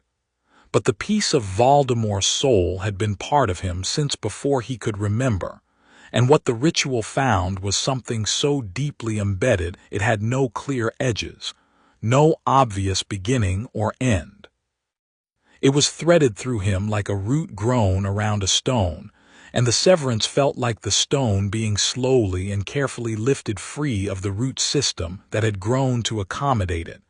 Not painful, but honest. He kept his eyes open. He looked at Hermione, who was watching the circle's luminescence with the focused attention of someone monitoring a critical process and adjusting the mental variables in real time. He looked at James. James was looking back, holding eye contact with the full and undeflected weight of a person who has decided to be present for something regardless of what it costs him. His eyes were too bright. He wasn't doing anything about it. Harry kept his gaze. He let the 40 minutes be what they were. At the 38th minute, something released. It didn't feel like a wound. It felt like a fist opening, like tension he'd held so long he'd forgotten it was tension, suddenly and completely gone. The connection to Voldemort that had been the background radiation of his entire conscious life went quiet with a completeness that was almost disorienting in its totality. The circle stopped glowing. Harry sat in the center of it in the quiet and breathed. Hermione was there immediately, diagnostic spells running before she'd finished crossing the circle's edge. She read the results. Read them again. Her shoulders released by about 3 inches. Clean, she said. Complete. She looked at him. How do you feel? Quiet, Harry said. It was the most accurate word. Very quiet. She helped him up. He didn't need the help, but she gave it anyway. And he let her because some things weren't about need. James crossed the room in 3 steps and put his arms around Harry without asking, which Harry hadn't expected and immediately understood was exactly right. It was a real embrace, not careful, not performed. The embrace of a person who has been afraid of something for months and has just been given permission to stop being afraid, delivered entirely and without self-consciousness. Harry put his arms around his father and held on. Neither of them said anything. The room was very quiet. Lily's hand found Harry's shoulder from behind, and Sirius's hand landed on James's back, and Remus put his hand on Hermione's arm because Hermione was the one who was crying, quietly and privately, and as though she wasn't. The return window opened on May 2nd. Hermione had identified the date 6 weeks earlier, something about temporal resonance and the specific anniversary of the displacement event in their own timeline.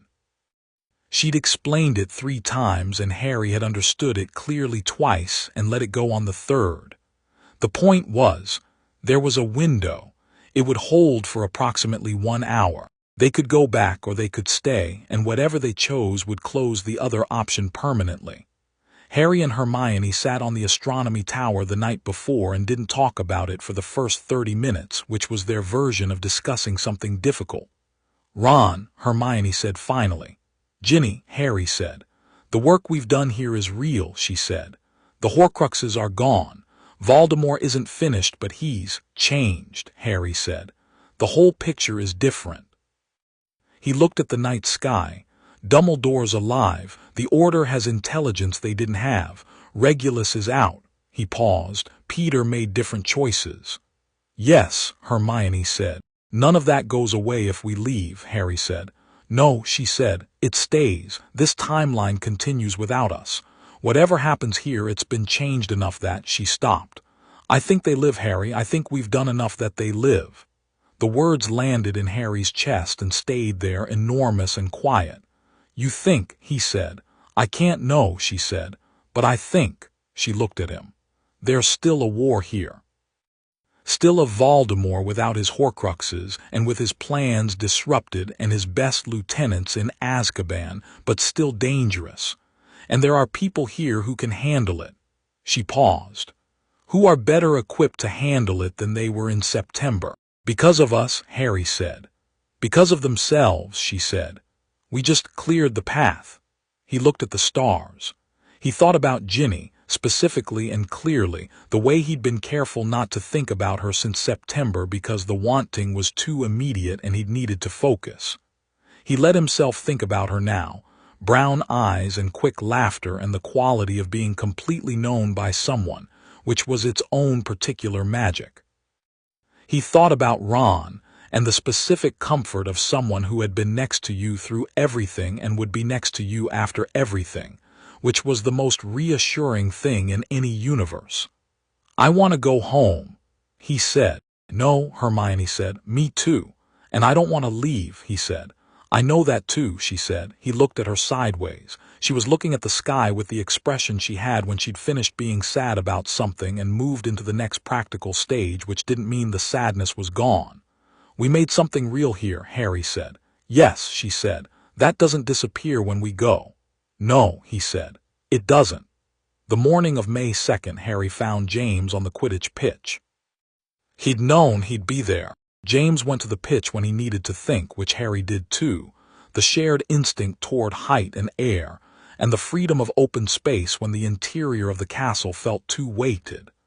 James was sitting on his broom 6 feet off the ground, not flying anywhere, just hovering in the pale morning air. He came down when he saw Harry, and they stood in the middle of the pitch in the dew-heavy grass without immediate ceremony. Today, James said. Yes, Harry said. James was quiet for a moment, looking at the goalposts. How sure are you it worked, that things are different enough? Hermione is certain, Harry said, and I trust Hermione's certainty about as completely as I trust anything. And you? Harry looked at the sky above the pitch, the same pale blue as the morning they'd arrived, as though the year was completing a symmetry. I know that you know everything, he said. All of you. What's coming, what Voldemort's capable of, how to fight him. I know that Dumbledore has the Horcrux picture and the method to destroy them. He looked at James. And I know you and Lily and Sirius and Remus and Regulus and Peter. I know what you're all capable of when you're fighting for something real. He met his father's eyes. That's everything. That's the whole difference. James was quiet. His jaw was doing the thing it did. If it doesn't work, he started. It will work, Harry said. But if it doesn't, you'll be all right. You know too much now to be anything else. That's not what I was going to say, James said. I know, Harry said. James looked at him directly, holding nothing back, which was the thing Harry had come to understand was the most fundamental quality of his father. He gave things completely or he didn't give them. If it doesn't work and you're still here, James said, then you're still my son, and we figure the rest out. Harry held this. Let it be as large as it was. Thank you, he said. Don't thank me, James said. That's just. He stopped and made a gesture that encompassed everything and nothing, which was also a very James thing to do. It's just what's true. Harry stepped forward, and they embraced the way they had after the ritual, properly, completely. And Harry felt 8 months of accumulated weight and love and grief and gratitude move through the point of contact and resolve into something that would always be there regardless of distance or timeline. They pulled back. James straightened his glasses. Tell me one thing, he said. From when tell me something good. Harry thought about this. He thought about all the things he knew about what James and Lily became in the time they had, the defiances, the laughter, the specific quality of a house in Godric's Hollow that had been full of people who loved each other. "You have a cat," Harry said. "An extremely stupid one. You hate it." James blinked. "It sits on your Quidditch robes and you move it 10 times a day and it comes back and you curse at it under your breath so Lily doesn't hear and you've been doing it for 3 years. Harry held his gaze. "And every time Lily finds you cursing at the cat, she laughs, and it's the same laugh she has right now. Exactly the same." He paused. "You keep the cat." James stared at him for a moment. Then something cracked completely across his expression and he laughed. The full laugh. The real one, warm and quick and present, and Harry watched it and stored it in the part of himself that was keeping things safe, permanently, regardless of where in time he ended up. Lily came to find Harry in the corridor outside the room of requirement at 11. She walked beside him in the quiet without opening with anything, and Harry let the quiet go until she was ready. "I've been thinking about what to say all week," she said, "which is unusual. I generally know what to say." "You don't have to say anything," Harry said. "I know I don't have to," she said. "I want to." She stopped walking and he stopped with her and she turned to face him with the expression she'd worn on the astronomy tower, fierce and controlled and clear. "You came back for us," she said, "knowing what it cost you to be here, knowing what you'd have to face. You came back and you did everything and you gave us." She stopped. "You gave us a chance." "You would have found a way," Harry said. "Both of you, you're not the kind of people who don't." "Maybe," she said, "but we have a better one now." She looked at him, took him in fully, his face, his eyes that were her eyes, the whole shape of him. "You are extraordinary," she said. "Not because of the things you can do, because of how you chose to do them." Harry said nothing. Some things he'd learned needed to be received rather than deflected. She reached forward and tucked a strand of hair back from his forehead, the gesture so natural and maternal and unexpected that it hit him somewhere completely unprotected, and he held himself very still and breathed through it. "Go home," she said softly. "We'll be all right, go home." He nodded. He didn't trust his voice for anything more elaborate than that. She stepped back. Her expression reassembled itself into the version she wore for the world, sharp and warm and capable, but with something underneath it that was for him specifically and would stay there. "Harry," she said. "Yeah," he said. "Name your firstborn after someone better than us," she said. "Someone who deserves it more." "There isn't anyone," he said. She smiled, the smile that had come to him across a distance of 20 years in every photograph he'd ever seen, that looked exactly like itself in person, and turned and walked back down the corridor, and Harry watched her go with the particular quality of watching something that is going to be all right. The displacement chamber was Dumbledore's office, cleared and reconfigured with enchantments Hermione had spent 3 weeks calibrating. The temporal coordinates were set for 2000, the Ministry Gala, the moment of the original displacement just after the detonation, with a precision that Hermione described as theoretically sound and Harry described as sure as anything we've ever done. All 6 of them were there. Of course they were. Sirius pulled Harry into an embrace that was physical and complete and entirely characteristic. "Come back sometime," he said. "If you find a way, or don't. But know that," he stopped, started again. "You're mine, yeah, whatever the timeline says, you're mine." "I know," Harry said. "You were always mine too." Remus shook Harry's hand, and then pulled him forward into the kind of embrace that came from someone who had spent 17 years denying themselves the comfort of being loved and then decided all at once to simply do it. "Take care of yourself," he said quietly, "with the same commitment you take care of everything else." "I'll try," Harry said. "Try harder," Remus said, which was so precisely the right thing that Harry had to laugh. Peter had come. He'd arrived early and stood at the back of the group with the careful expression of someone who wasn't sure he deserved to be in the room and had come anyway, because not coming would have been worse. Harry crossed to him specifically. I know you didn't ask for any of this, Peter said. Neither did you, Harry said. Peter started. Almost doesn't count, Harry said. What counts is that you didn't. He held Peter's eyes steadily. You made good choices, Peter. Keep making them. Peter nodded. His jaw worked. Thank you, he said, for he gestured vaguely at everything, all of it. That was James, Harry said. And Remus, I just said the first thing. Peter shook his head. It was the right first thing, he said. James stood at the far edge of the room, giving Harry space for the goodbyes because that was James, always correctly reading what a situation needed and providing it without announcement. When Harry came to him last, they stood facing each other and neither of them wasted the moment on things that didn't need to be said. Take care of her, Harry said. Obviously, James said. Take care of yourself.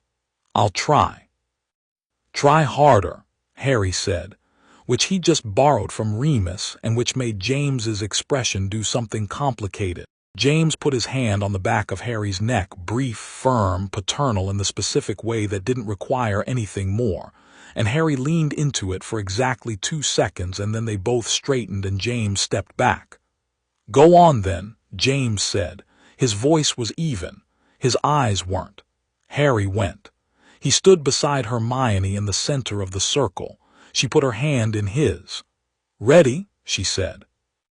He looked around the room at all of them, the full improbable group standing in the headmaster's office on a May morning, 8 months in. Everything changed. Yes, he said. Hermione activated the return. The world folded. They came back the way they'd left, too fast, too loud. The ministry gala reforming around them in a blur of chandeliers and marble floors and 500 alarmed wizards and witches. Harry had his wand out before he'd finished standing. The darkness powder was still in the air. The attacker with the device was still falling, and the device itself was. Harry caught it before it hit the floor. Hermione caught the attacker's wand. The room, mid-chaos, went a very specific kind of still that follows an action too fast to track properly. Harry held the device up and looked at it. In his palm it had lost its bruise-purple glow. He squeezed it carefully, and something inside it gave, and the temporal displacement mechanism cracked cleanly through and went dark. He pocketed the remains. Clear, Hermione said, already moving toward the far wall. Clear, he said, already moving toward the exits to contain the remaining attackers. They moved through the gala with the complete and automatic efficiency of people who knew exactly what they were doing, which they did, because they always had. In the noise and the scramble of the ministry's gala going from disaster toward containment. In the 10 minutes of organized response before the Aurors arrived, and the 40 minutes of questions that followed. Nobody noticed that Harry Potter was smiling slightly to himself, with an expression that contained an entire year's worth of something private and specific. Nobody except Hermione, who noticed because she always noticed, and who met his eyes across the room with an expression that meant, we'll talk about it later, all of it. When there's time. He nodded. There was time. That was the whole point. There was, for the first time in any version of any timeline he'd ever lived through, enough time. Somewhere in 1977, in a house in Godric's Hollow that was lit up warm in a December night, a cat sat on a pile of Quidditch robes while James Potter moved it off for the 11th time that day and cursed under his breath. From the next room, Lily laughed. The cat jumped back onto the robes. James looked at it. Fine, he said, which he'd said every day for 3 years. He sat down beside it, because there was room, because there would always be room, because that was the year he'd finally learned what it meant to keep something. Outside, snow was falling on Godric's Hollow, and the world was changed, and they were in it, whole and alive and unambiguously, permanently themselves.